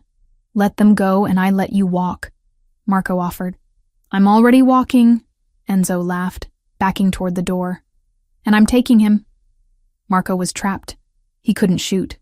Enzo was too well covered by Carlo. I looked at the counter near Enzo. There was a can of high-pressure oven cleaner next to the stove Maria had been using. The burner was still lit. I looked at Marco. A microscopic nod. "Enzo!" I screamed. He flinched, glancing at me. I grabbed the can and hurled it at the open flame. Boom! The can exploded in a ball of chemical fire. Enzo jerked back. Marco lunged. He covered the distance instantly, tackling Enzo away from Carlo. The gun went off into the ceiling. "Run, Chloe, get him out!" Marco roared, grappling with Enzo. The mercenaries opened fire. I dove for Carlo, dragging him behind the marble island. "Come on, Carlo," I sobbed, pulling him toward the pantry. "Marco is fighting," Carlo said. "Marco is busy." I shoved him into the pantry. I looked back. Marco was beating Enzo, but the mercenaries were advancing. Marco was exposed. "Marco!" I screamed. He rolled off Enzo, grabbed his rifle and fired. 1 mercenary dropped. Ricci burst in, engaging the second, but the 3rd mercenary had a clear shot at Marco's back. I didn't have a gun. I grabbed the cast iron skillet from the counter. I ran. The mercenary didn't see me. I swung the heavy pan with everything I had. It connected with his helmet. Clang. He stumbled, turning to me with shock. He raised his rifle at my chest. I froze. Bang! His head snapped back. He crumpled. Marco stood there, his rifle smoking. He had shot the man over my shoulder. He looked at me, then at the frying pan. "Get in the pantry!" he roared. I scrambled back, diving in with Carlo. Marco followed, locking the heavy steel door. Silence. We were trapped in a 6x6 room. Marco slid down the door, chest heaving, covered in blood. He looked at me, clutching the pan. He started to laugh. A dark, jagged sound. "A frying pan," he wheezed. "You attacked a hitman with a frying pan." "It was heavy," I defended, shaking. Marco pulled me toward him, pressing his forehead against mine. "You are insane, and you are the only reason I am breathing." I dropped the pan and buried my face in his vest. "Is Enzo dead?" "Not yet," Marco growled. "But he will be." He pulled back, looking at Carlo, who was sitting on a sack of flour eating his ice cream. "We wait for backup," Marco said. "Then I finish this." He touched my face. "And then, I am going to build a wall around you so high not even God can see over it." "I don't want a wall, Marco," I whispered. "I want a weapon." He stared at me, the fire in his eyes burning bright. Slowly he nodded. "Okay," he said. "Okay." The pantry was a coffin of steel and silence, buried in the heart of a burning house. The heavy door had clicked shut, sealing us in a space no larger than a walk-in closet, lined with shelves of imported pasta, canned tomatoes, and sacks of flour. The air was already growing stale, thick with the metallic scent of blood, the sharp tang of gun smoke that clung to Marco's clothes, and the sweet, artificial smell of Carlo's strawberry ice cream. We sat in the dark. The only light came from the thin strip of illumination under the doorframe, flickering wildly as the battle raged in the kitchen outside. Marco slid down the wall until he hit the floor, his legs splayed out in front of him. His chest heaved like a bellows, each breath a ragged gasp that rattled in his throat. He was still gripping the assault rifle, his knuckles white, his finger hovering over the trigger guard. "Check him," Marco rasped, tilting his head toward the corner where I had shoved Carlo. "Is he hit?" I crawled over the cold tile, my knees scraping against the grit of spilled sugar and broken glass that had made it inside with us. "Carlo?" I whispered, my hands trembling as I reached out in the gloom. I found his shoulder. He flinched, then relaxed. He was sitting on a 50-pound bag of rice, his legs pulled up to his chest. "The bad man took my spoon," Carlo murmured into the darkness. He sounded small, younger than his years, stripped of the dignity he usually wore like armor. "I know, Carlo. I'm sorry," I said, running my hands over his torso, checking for wetness, for the sticky warmth of blood. His tuxedo jacket was torn, and he was shaking violently, but he seemed whole. "He's okay, Marco, just scared." "Good," Marco breathed. "Good." I turned back to Marco. In the flickering light from under the door, I saw the dark stains spreading across the shoulder of his tactical vest.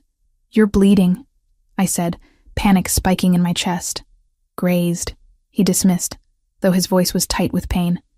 Ricci's shotgun spread. "Friendly fire. It's nothing." "It's not nothing," I insisted, crawling toward him. I reached for the med kit that was mounted on the wall. Marco had told me once that every secure room in the house was stocked. I ripped it open by feel, grabbing a pressure bandage.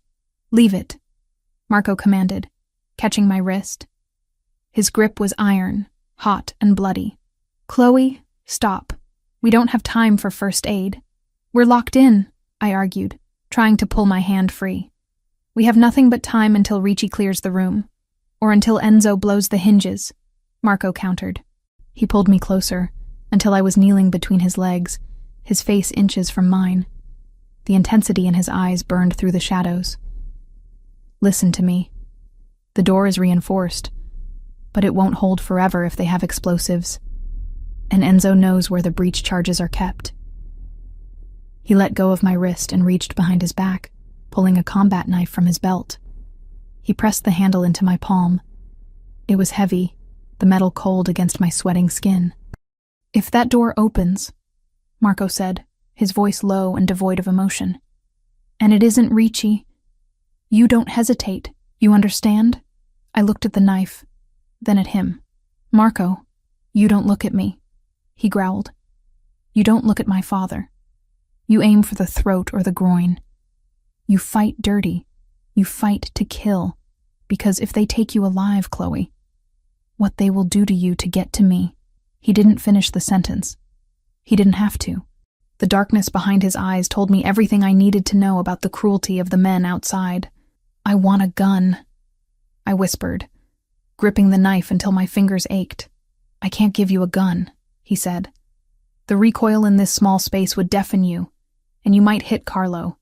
The knife never jams. The knife never runs out of ammo." Thud. The door shook violently. Dust rained down from the shelves, coating us in a fine white powder. Carlo whimpered in the corner. "Marco!" Enzo's voice came through the steel, muffled but distinct. "Open up. It's getting hot out here." Marco didn't answer. He raised his rifle, aiming it squarely at the center of the door. "Come on, boss," Enzo shouted, and I heard the manic edge in his voice. The desperation. "The Albanians are pulling back. They left me. Let me in and we can talk. I have intel. I know who paid for the hit." Marco stayed silent. His breathing slowed, becoming rhythmic, controlled. He was a statue of violence waiting to be animated. "Don't listen to him," I whispered. "I'm not," Marco murmured. "I'm counting his rounds. He fired 12 shots in the kitchen. He has 3 left in that clip." Thud. Thud. "Open the goddamn door!" Enzo screamed, kicking the steel. "I have the detonator, Marco. I'll bring the whole ceiling down on us." "He's lying," Marco said to me, though his eyes never left the door. "If he had charges, he would have used them already. He's scared. He's trapped." Suddenly, the gunfire outside intensified. It wasn't the sporadic pop of pistols anymore. It was the heavy, rhythmic thrum of automatic weapons, a different caliber. "Ricci," Marco said, a grim smile touching his lips. We heard screaming. Not the angry shouts of soldiers, but the terrified cries of men who realized they were no longer the hunters. The sound of boots stomping on tile. The wet, sickening crunch of impact. "Clear left," a voice roared. "Sector 4 clear." "Kitchen! Suppressing fire! It was Ricci. Marco! Ricci's voice boomed, close now, right outside the door. Status! Marco didn't lower the rifle. Code black, he shouted back. Confirm secure. Sector secure, Ricci yelled. Hostiles neutralized. 1 prisoner secured. Marco let out a breath that seemed to deflate his entire body. He lowered the weapon, resting his forehead against the barrel for a split second. Open it, Marco commanded. The lock tumbled. The heavy bolts retracted with a groan of metal on metal. The door swung open. The light was blinding. I raised my hand to shield my eyes, blinking against the sudden brightness. The kitchen was a slaughterhouse. The pristine white marble island was chipped and pockmarked with bullet holes. The cabinets were shattered. The air was thick with smoke and the smell of cordite. Bodies lay on the floor. The mercenaries in their tactical gear, twisted in unnatural angles. And in the center of the room, on his knees, was Enzo. He was a wreck. His face was swollen, blood streaming from a broken nose. His hands were zip-tied behind his back. 2 of Marco's security guards stood over him, guns pressed to the back of his head. Enzo looked up as we emerged from the pantry. His eyes found Marco. And for the first time, I saw true terror. Marco stepped out first. He looked like a demon rising from the pit. He was covered in white flour dust and red blood. He limped slightly, favoring his left leg, but his presence filled the room, sucking the oxygen out of the air. I followed him, still clutching the knife. I went straight to the counter, grabbing a bottle of water, my hands shaking so hard I could barely unscrew the cap. I needed to wash the taste of fear out of my mouth. Marco walked over to Enzo. He didn't rush. He moved with a terrifying, deliberate slowness. Marco, Enzo pleaded, blood bubbling on his lips. Marco, listen. They threatened my sister. They said they would kill her kids. I had no choice. Marco stopped 2 feet away. He looked down at the man who had driven his car for 10 years. The man who had eaten Sunday dinner at his table. Everyone has a choice, Enzo, Marco said softly. I can give you names, Enzo stammered, tears cutting tracks through the grime on his face. The Albanian boss, Christo. He's in the warehouse by the docks. I can take you to him. Just don't kill me. Please. For the old times. Marco tilted his head, considering. He looked at Ricci. Is the sister safe? Marco asked. Ricci nodded grimly. We checked. She's in Florida. Safe. No threats detected. He did it for money, boss. We found the transfer. $2 million in an offshore account. Enzo flinched. The lie hung in the air, exposed and rotting. Marco looked back at Enzo. The sadness in Marco's eyes vanished, replaced by a cold, absolute void. You sold my father for money, Marco said. It wasn't a question. Marco, please. You put a gun to his head, Marco continued, his voice rising, cracking with fury. You used him as a shield. You let strangers into my home to slaughter my family. Marco reached out to the guard on the left. Give me your sidearm. The guard handed over his pistol without hesitation. Enzo started to scream. No, Marco, don't! I'm family, Marco didn't blink. He didn't hesitate. He raised the gun and fired once. Bang! The sound was final. Enzo slumped forward, silence reclaiming the room. I stood by the counter, the water bottle halfway to my mouth. I didn't look away. I watched the life leave Enzo's body. I watched the pool of blood expanding on the expensive tile. I should have been horrified. I should have screamed. The old Chloe, the waitress who worried about tips and textbooks, would have fainted, but that Chloe was gone. She had died the moment she picked up a frying pan and attacked a hitman. I looked at Marco. He stood over the body for a long moment, his chest heaving. Then he engaged the safety on the gun and handed it back to the guard. He turned to me. He saw me watching him. He saw the knife still gripped in my hand. He saw the lack of judgment in my eyes. He walked toward me. The guards parted, giving him a wide berth. He stopped in front of me, ignoring the carnage around us. He reached out and gently pried the knife from my fingers. He placed it on the counter. Are you hurt? He asked, his voice rough, returning to that protective rumble. I'm okay, I whispered. Just bruises. He nodded. He looked over my shoulder at the pantry, where Ricci was helping a confused but unharmed Carlo to his feet. Get the car, Marco ordered Ricci. The armored transport. We're leaving. Where to, boss? Ricci asked. The safe house is compromised. The airstrip, Marco said. We're going to the villa in Tuscany. Tonight. He turned back to me. Can you walk? My legs felt like jelly. The adrenaline crash was hitting me hard. I think so. Don't think, Marco said. He bent down and swept me up into his arms. Marco, your shoulder, I protested, trying to hold my weight so I wouldn't press against his wound. I don't feel it, he said. He carried me out of the kitchen, stepping over the debris, stepping over the past. He carried me through the ruined hallway, out the front door where the cold night air hit us like a slap.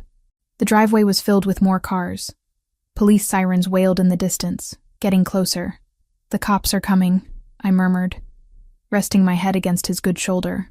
Let them come, Marco said, walking toward the waiting armored truck. My lawyers will handle them. By the time they get a warrant, we will be over the Atlantic. He placed me in the back of the truck, wrapping a thick blanket around me. He sat down next to me, signaling for Ricci to load Carlo. As the heavy doors slammed shut, sealing us in once again, Marco took my hand. His fingers were stained with blood. His, Enzo's, mine. He brought my hand to his lips, kissing the knuckles. You asked for a weapon, he said quietly, his dark eyes locking onto mine. I did. You are the weapon, Chloe, he said, a strange mix of awe and fear in his voice. I thought I was bringing a lamb into the wolf's den, but I brought a lioness. I looked at our joined hands. The blood didn't scare me anymore. It was just a color. Teach me, I said.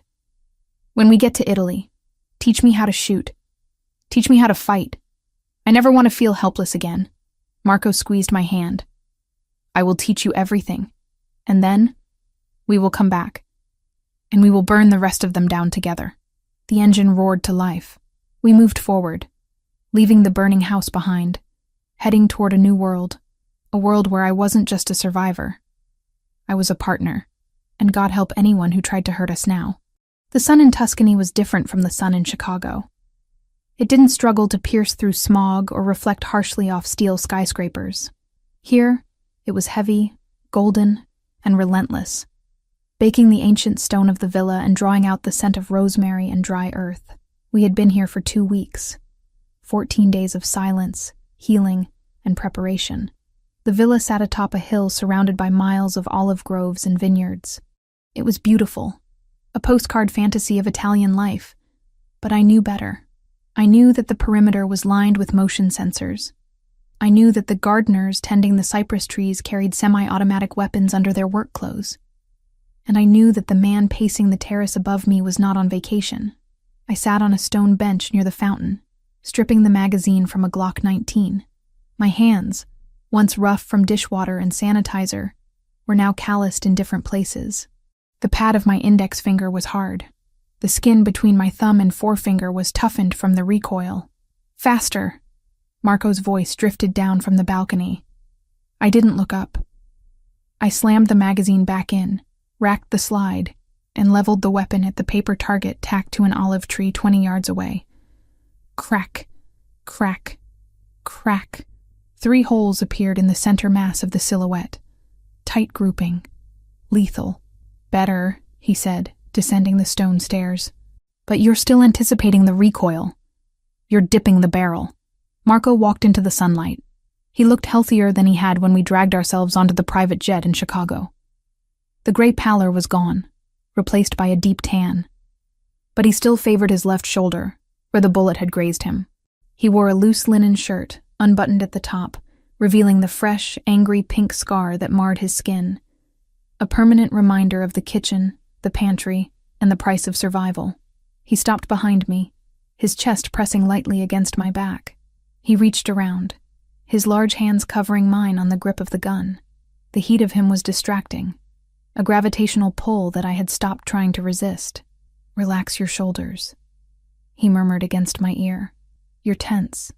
If you're tense, you miss. And if you miss, I die, I finished for him. We die, he corrected. He adjusted my grip, his fingers rough and warm. Feel the weapon. It's not a tool separate from you. It's an extension of your arm. Point it like you would point your finger. I exhaled, letting my body melt back into his. For a moment, we just stood there, wrapped in the violent intimacy of the lesson. This had become our routine. Mornings were for strategy. Marco on encrypted calls with Ricci back in Chicago, plotting the reclamation of his empire. Afternoons were for me. He was building the weapon he promised. Again, he commanded, stepping back. I fired until the slide locked back. Empty. Good, he said. Now reload. Blindfolded. I turned to him. You're kidding. Enzo attacked us in the dark, Marco said, his face hardening. The power was cut. Smoke filled the hallway.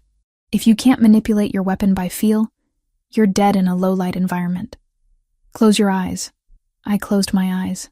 I fumbled for the fresh magazine on the bench. The metal was hot from the sun. I found the release, dropped the empty mag, and guided the new one in. It snagged. I cursed softly, adjusted the angle, and slammed it home. I racked the slide. Time? I asked, opening my eyes. 4 seconds, Marco said, checking his watch. Too slow.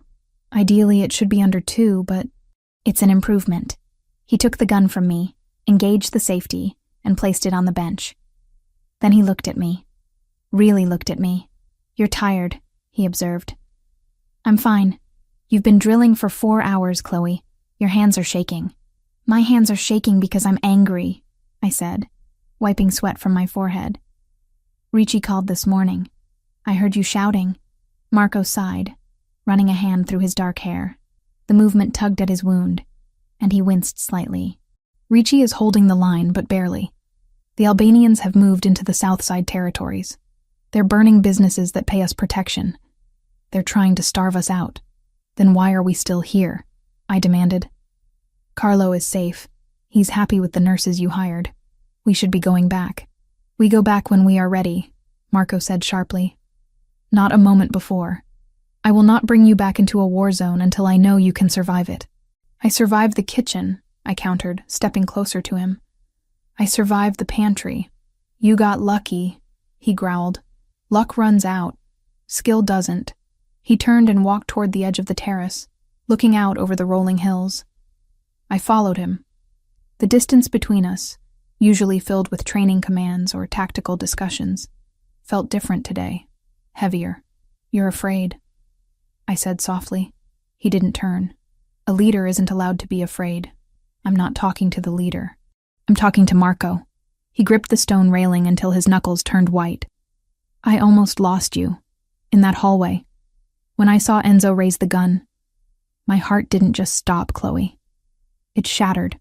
I have spent my life fearing nothing. I buried my mother. I watched my father fade away. I thought I was immune to loss because I had nothing left to lose. He turned to face me, his eyes dark pools of torment. Then you got in my car, he whispered. And suddenly, I have everything to lose. My breath caught in my throat. The raw vulnerability in his voice was more disarming than any weapon he could have handed me. You won't lose me, I promised. I'm not going anywhere. I'm right here. For now, he said. But Chicago. Chicago is a meat grinder. Once we go back, this peace ends.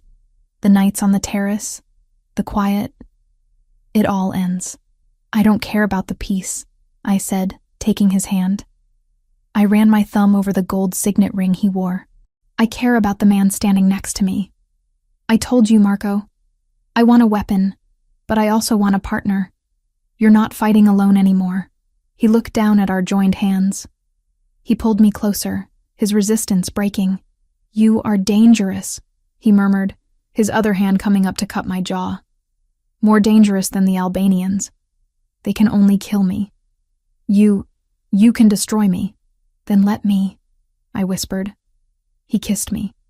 It wasn't like the kiss in the hotel, fueled by adrenaline and terror. This was slow, deliberate. It tasted of the sun and the wine we had shared at lunch. It was a claiming, a silent promise made on a Tuscan hilltop. He lifted me up, sitting me on the edge of the stone railing. The drop behind me was 50 feet, but I felt safer in his arms than I had ever felt on solid ground. His hands roamed over my body, memorizing the curves, the muscles I had built over the last 2 weeks. "I want you," he groaned against my neck. "God help me, I have wanted you since the moment you stood in the rain and yelled at my men." "Then take me," I said, wrapping my legs around his waist. "Stop protecting me, Marco. Just for tonight. Be with me." He pulled back, searching my eyes for any sign of hesitation. Finding none, he nodded. "Tonight," he agreed. "But be sure, Chloe, once we cross this line, there is no going back. You are mine. In Chicago, in Italy, in hell. Mine. I was yours before I even knew your name," I confessed. He picked me up effortlessly and carried me inside. The bedroom was cool, the heavy shutters blocking out the afternoon heat. The sheets were white linen, crisp and clean. Marco undressed me with a reverence that made my knees weak. He treated my body like a holy relic, tracing the fading bruise on my arm where I had hit the floor in the pantry, kissing the scar on my knee from childhood. When he finally took off his shirt, I reached out to touch the bandage on his shoulder. "Does it hurt?" I asked. "Not anymore," he rasped. He lowered himself over me, his weight a heavy, comforting blanket. The world outside ceased to exist. There were no Albanians, no FBI, no dying fathers. There was only the friction of skin on skin, the ragged sound of our breathing, and the overwhelming realization that I had found my home in the arms of a monster who treated me like a queen. We moved together with a desperate rhythm, trying to fuse our souls together before the war could tear us apart. When he finally claimed me, I cried out, not in pain, but in release. It was an exorcism of all the fear, all the doubt. Afterward, we lay tangled in the sheets, the room bathed in the orange glow of the setting sun. I rested my head on his chest, listening to the slow, steady thud of his heart. "We have to go back," I said into the silence. Marco tightened his arm around me. "I know. When?" "Ricci says they are planning a final push on Sunday. The feast of San Gennaro. They think we are weak. They think the De Luca family is headless. So we go back for the feast," I said, tracing the line of his jaw. "Yes," Marco said, his voice hardening, the dawn returning to the surface. "We go back. And we remind them why they used to be afraid of the dark." He sat up, the sheet falling to his waist. He looked at me, his expression serious. "There is one more thing," he said, "before we leave." "What?" He reached into the drawer of the bedside table. He pulled out a small black velvet box. My heart skipped a beat. "I didn't buy this," he said, opening it. "My grandfather had it made for my grandmother when he founded the family in America. It has been in a vault for 40 years. Inside sat a ring. It wasn't a delicate modern diamond. It was a massive ruby, dark as blood, surrounded by jagged diamonds that looked like teeth. It was beautiful, ancient, and terrifying. "It's a war ring," Marco explained. "My grandmother wore it during the turf wars of the 80s. She was known as the Iron Matron. She didn't just organize the dinners. She organized the logistics. She was his partner in every sense." He took the ring out of the box. "I am not asking you to be a housewife, Chloe. I am not asking you to sit at home and wait for me to come back alive. I am asking you to stand beside me, to be the queen on the chessboard, to make the hard calls when I cannot." He took my left hand. "Will you take this life?" he asked, "with all its blood and all its sins?" I looked at the ring. It was heavy.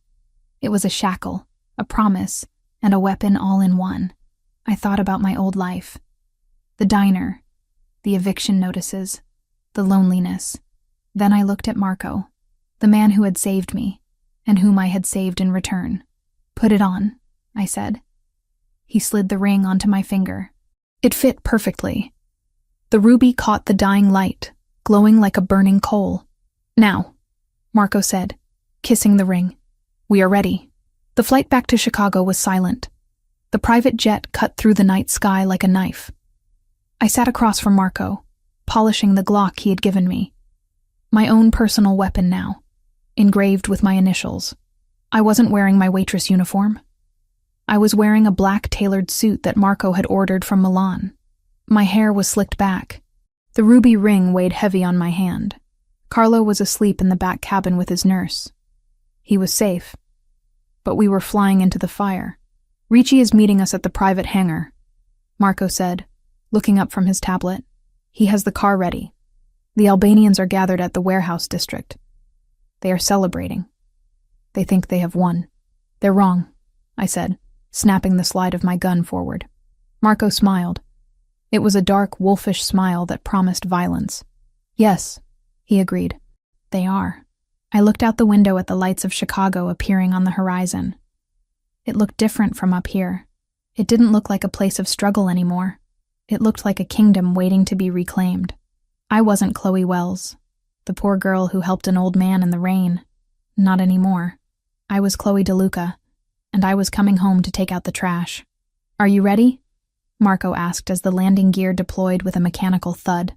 I looked at him, feeling the cold steel of the gun against my hip and the warmth of his ring on my finger. Let's go to work, I said. The plane touched down, the tires screeching against the tarmac. We were back, and this time, we weren't running. We were hunting. Chicago in the winter was a beast of a different nature than the rain-soaked city I had known in the fall. The rain washed things away, but the snow buried them. It covered the grime, the blood, and the secrets under a blanket of pristine, blinding white. I stood by the floor-to-ceiling window of the master bedroom suite, watching the flakes drift down onto the estate grounds. The landscape was unrecognizable from the night I had first arrived with my battered suitcase and my fear. The gardens were dormant, the statues capped in white, and the new perimeter fence, 12 feet of wrought iron and hidden sensors, was almost invisible against the gray sky. 3 months. It had been 3 months since we returned from Tuscany, 3 months of learning how to breathe without waiting for the next explosion, of waking up to the sound of birds instead of gunfire, instead of the crunch of boots in gravel. 3 months of Carlo's slow, stubborn recovery and of me finally finishing assignments in the library I used to only dust, my laptop balanced between medical charts and security reports. 3 months since the night that became known in the underworld whispers as the Red Sunday. I looked down at my hand resting on the cold glass. The ruby ring, Marco's grandmother's war ring, still sat on my finger, heavy and unyielding, but next to it, on the same finger, sat a simple band of platinum, a wedding ring. The door behind me opened. I didn't flinch. I didn't reach for the gun strapped to my thigh under my silk robe. I knew the cadence of those footsteps. I knew the weight of them. You're up early, Marco said. His arms came around me from behind, wrapping me in heat and the scent of sandalwood. He kissed the curve of my neck, his stubble grazing my skin. I couldn't sleep, I admitted, leaning back into him. The silence is loud today. That's because the war is over, Chloe, he murmured. You're still waiting for the next bomb to drop, but there are no more bombs. We used them all. He was right. The return to Chicago had been brutal, swift, and absolute. We hadn't hidden. We hadn't negotiated. Marco, backed by Ricci and the Loyalists, had descended on the Albanian faction with the fury of a god scorned. I hadn't stayed in the car. I hadn't been on the front lines. Marco drew the line there, but I had been in the command center, monitoring the feeds, coordinating the extraction teams.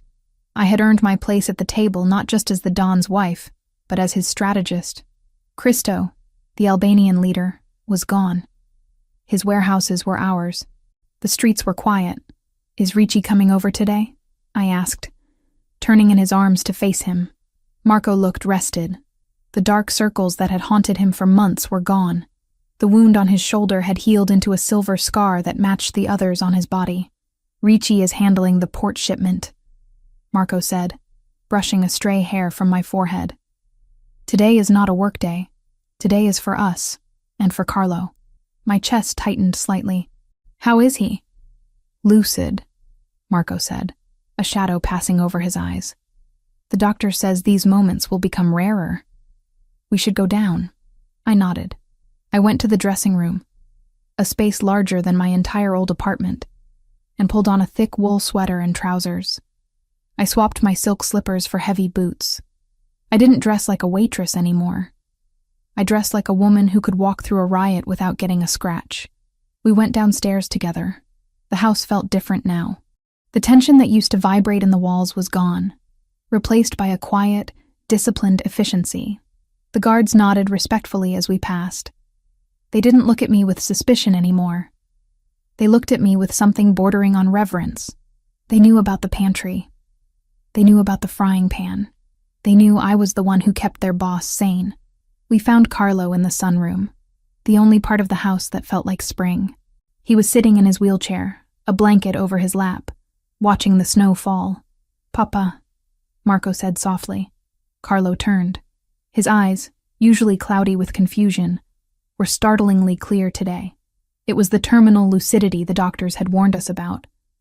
A final burst of clarity before the final decline. "Marco," Carlo said, his voice weak but steady. "You're late. The light is changing. I know, Papa. I'm sorry." Carlo looked past Marco and fixed his eyes on me. For months he had called me Martha. He had confused me with his dead wife, projecting his memories onto my red hair and my voice. "Come here, girl," he commanded. I walked over and knelt beside his chair. I took his hand. It felt fragile, like dry parchment. "You are not Martha," he said. My heart stopped. I looked at Marco, then back at Carlo. "No," I whispered. "I'm not." Martha hated the cold. Carlo continued, his gaze drifting to the window. "She would never have stood in the rain. She would never have fought in a kitchen." He looked back at me, squeezing my hand with surprising strength. "You are the one from the storm," he said. "The one with the coat." "Chloe." He knew my name. Tears pricked my eyes. "Yes, Carlo. I'm Chloe. You saved me," he said simply. "And you saved him." He gestured vaguely at Marco. "He was drowning, you know, after his mother died. He was drowning in the blood. You pulled him out. He pulled me out too," I said, my voice trembling. Carlo smiled. It was a genuine, warm smile that lit up his face. "Good. The house needs a mother. The boys need a mother. It is a hard life, Chloe. A heavy life. But you have strong shoulders." He reached out and patted my cheek. "Take care of the lions," he whispered, his eyes starting to drift again, the fog rolling back in. "And tell the cook. Tell her I want the strawberry ice cream. The good kind." "I will," I promised, a tear escaping and tracking down my cheek. "I'll get it right now." Carlo closed his eyes, his breathing evening out as he slipped back into his dreams. Marco stepped forward and placed a hand on his father's shoulder, then on mine. We stayed there for a long time, watching the old man sleep, silently acknowledging the torch that had just been passed. Carlo had given us his blessing. He had recognized the new order. That afternoon, I found myself in the library, not hiding, but working. I had finished my degree online 2 weeks ago. The diploma was framed on the wall next to a Caravaggio, but my real work was on the desk in front of me. Blueprints. Not for a bank heist or a security grid, but for a community center in the South Side. The neighborhood I had lived in, the neighborhood that had tried to crush me, was now under DeLuca protection, and I was going to rebuild it. "You're frowning," Marco said, walking in with 2 glasses of wine. "You only frown when you're thinking about plumbing budgets." "The contractor is trying to overcharge us for the copper piping," I said, taking the glass he offered. "He thinks because it's a charity project he can pad the invoice.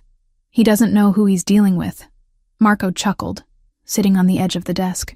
"He thinks he's dealing with a philanthropist. He doesn't know he's dealing with the woman who kneecapped a mercenary in Tuscany.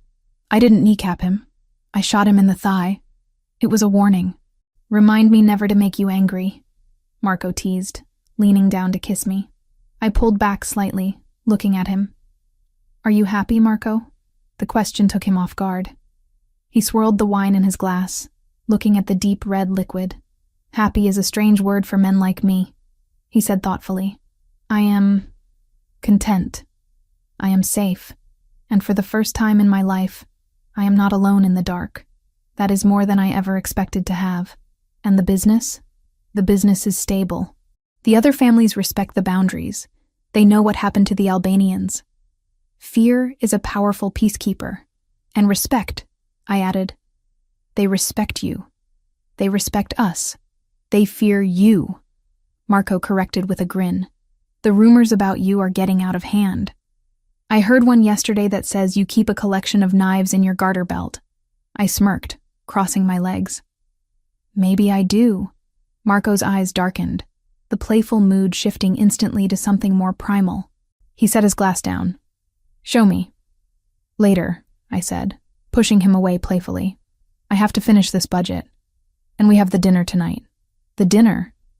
It was our first official hosting since the wedding. The heads of the 5 families were coming to the estate.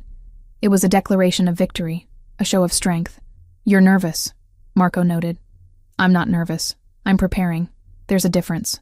You don't need to prepare, Marco said. You just need to sit at the head of the table and look at them. That's enough. The dining room was a masterpiece of candlelight and crystal. The table was set for 20. The men who sat around it were the architects of Chicago's criminal underworld. They were old, scarred, and dangerous. And they were all standing. They were waiting for us. Marco and I walked in together. I wore a gown of deep crimson velvet, high-necked and long-sleeved, but fitted to show the strength I had built in the gym.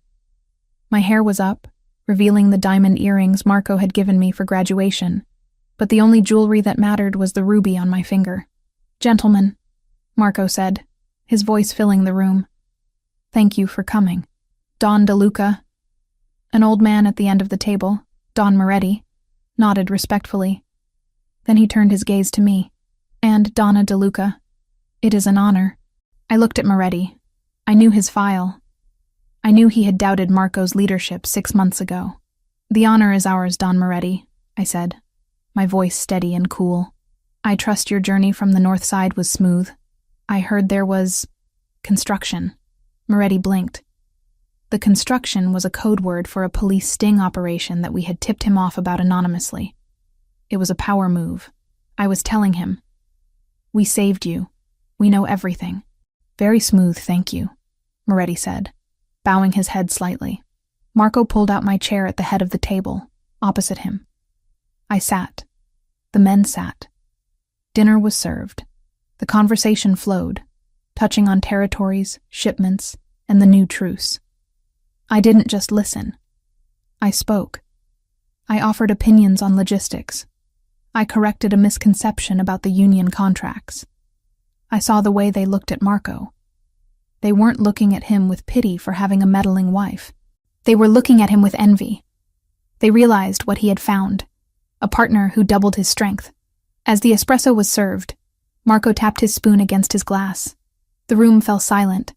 A toast, Marco said, standing up. To family. To family, the men echoed. Marco looked down the length of the table at me. He raised his glass. And to the storm, he added softly. I smiled, raising my glass. To the storm. Later that night, after the cars had driven away and the house was quiet again, we walked out into the garden. The snow had stopped, and the moon was high and bright, reflecting off the white drifts. It was freezing, but I didn't feel the cold. I was wearing Marco's coat over my shoulders, just like that first night. We walked to the edge of the property, looking out over the city lights in the distance. Do you remember what you said to me? I asked. In the car. When you told me to get in. I remember every word, Marco said. I asked you why you stopped. And I said because he was scared. I turned to him. I reached up and straightened his collar. You were scared too, Marco. Underneath all the armor. You were terrified of being alone. I was, he admitted. But you fixed that. He pulled me into his arms. We stood there in the snow, the two of us against the world. I used to hate the rain, I whispered. I used to hate the cold. It reminded me of being poor, of being invisible. And now it reminds me of the moment my life started. I looked down at the snow covering my boots. They weren't canvas sneakers with holes in them. They were leather. Solid. Warm. I have a surprise for you, Marco said suddenly. Another weapon? I teased. Better. He reached into his pocket and pulled out a small, folded piece of paper. It looked old, wrinkled. He handed it to me. I unfolded it carefully. It was a receipt from a diner. The Greasy Spoon, dated November 12th. The timestamp was 11:42 p.m. It was the receipt from the last table I ever served, the one I had walked away from to find Carlo. How? I stared at him. How do you have this? I went back, Marco said. That first week, after I brought you to the house. I went back to the diner. I bought the place. I fired the manager who treated you like trash. And I found this in the trash can where you threw your apron. I looked at the receipt. It was a meaningless scrap of paper to anyone else. But to me, it was the line in the sand, the moment before everything changed. Why did you keep it? I asked, my voice thick with emotion. To remind me, Marco said, pulling me closer. To remind me that miracles happen in the most wretched places, and that sometimes the best thing a man can do is open a door and say, "Get in." I laughed, a sound of pure joy that echoed in the cold night air. "Take me home, Marco," I said. He smiled, that rare, genuine smile that he saved only for me. "You are home, Chloe." He kissed me, and the world faded away. There was no Mafia, no danger, no past. There was only the snow, the silence, and the man who had taken my hand in the rain and never let go. We walked back toward the house, our footprints mingling in the snow, leaving a trail that led straight to the front door. The lions at the gate watched us pass, silent guardians of the life we had built. I touched the ring on my finger. I touched the gun at my hip. I looked at the man by my side. I was ready for whatever came next. The future was unwritten, but for the first time in my life, I wasn't afraid to pick up the pen. The waitress was gone. The queen had risen. And long live the queen.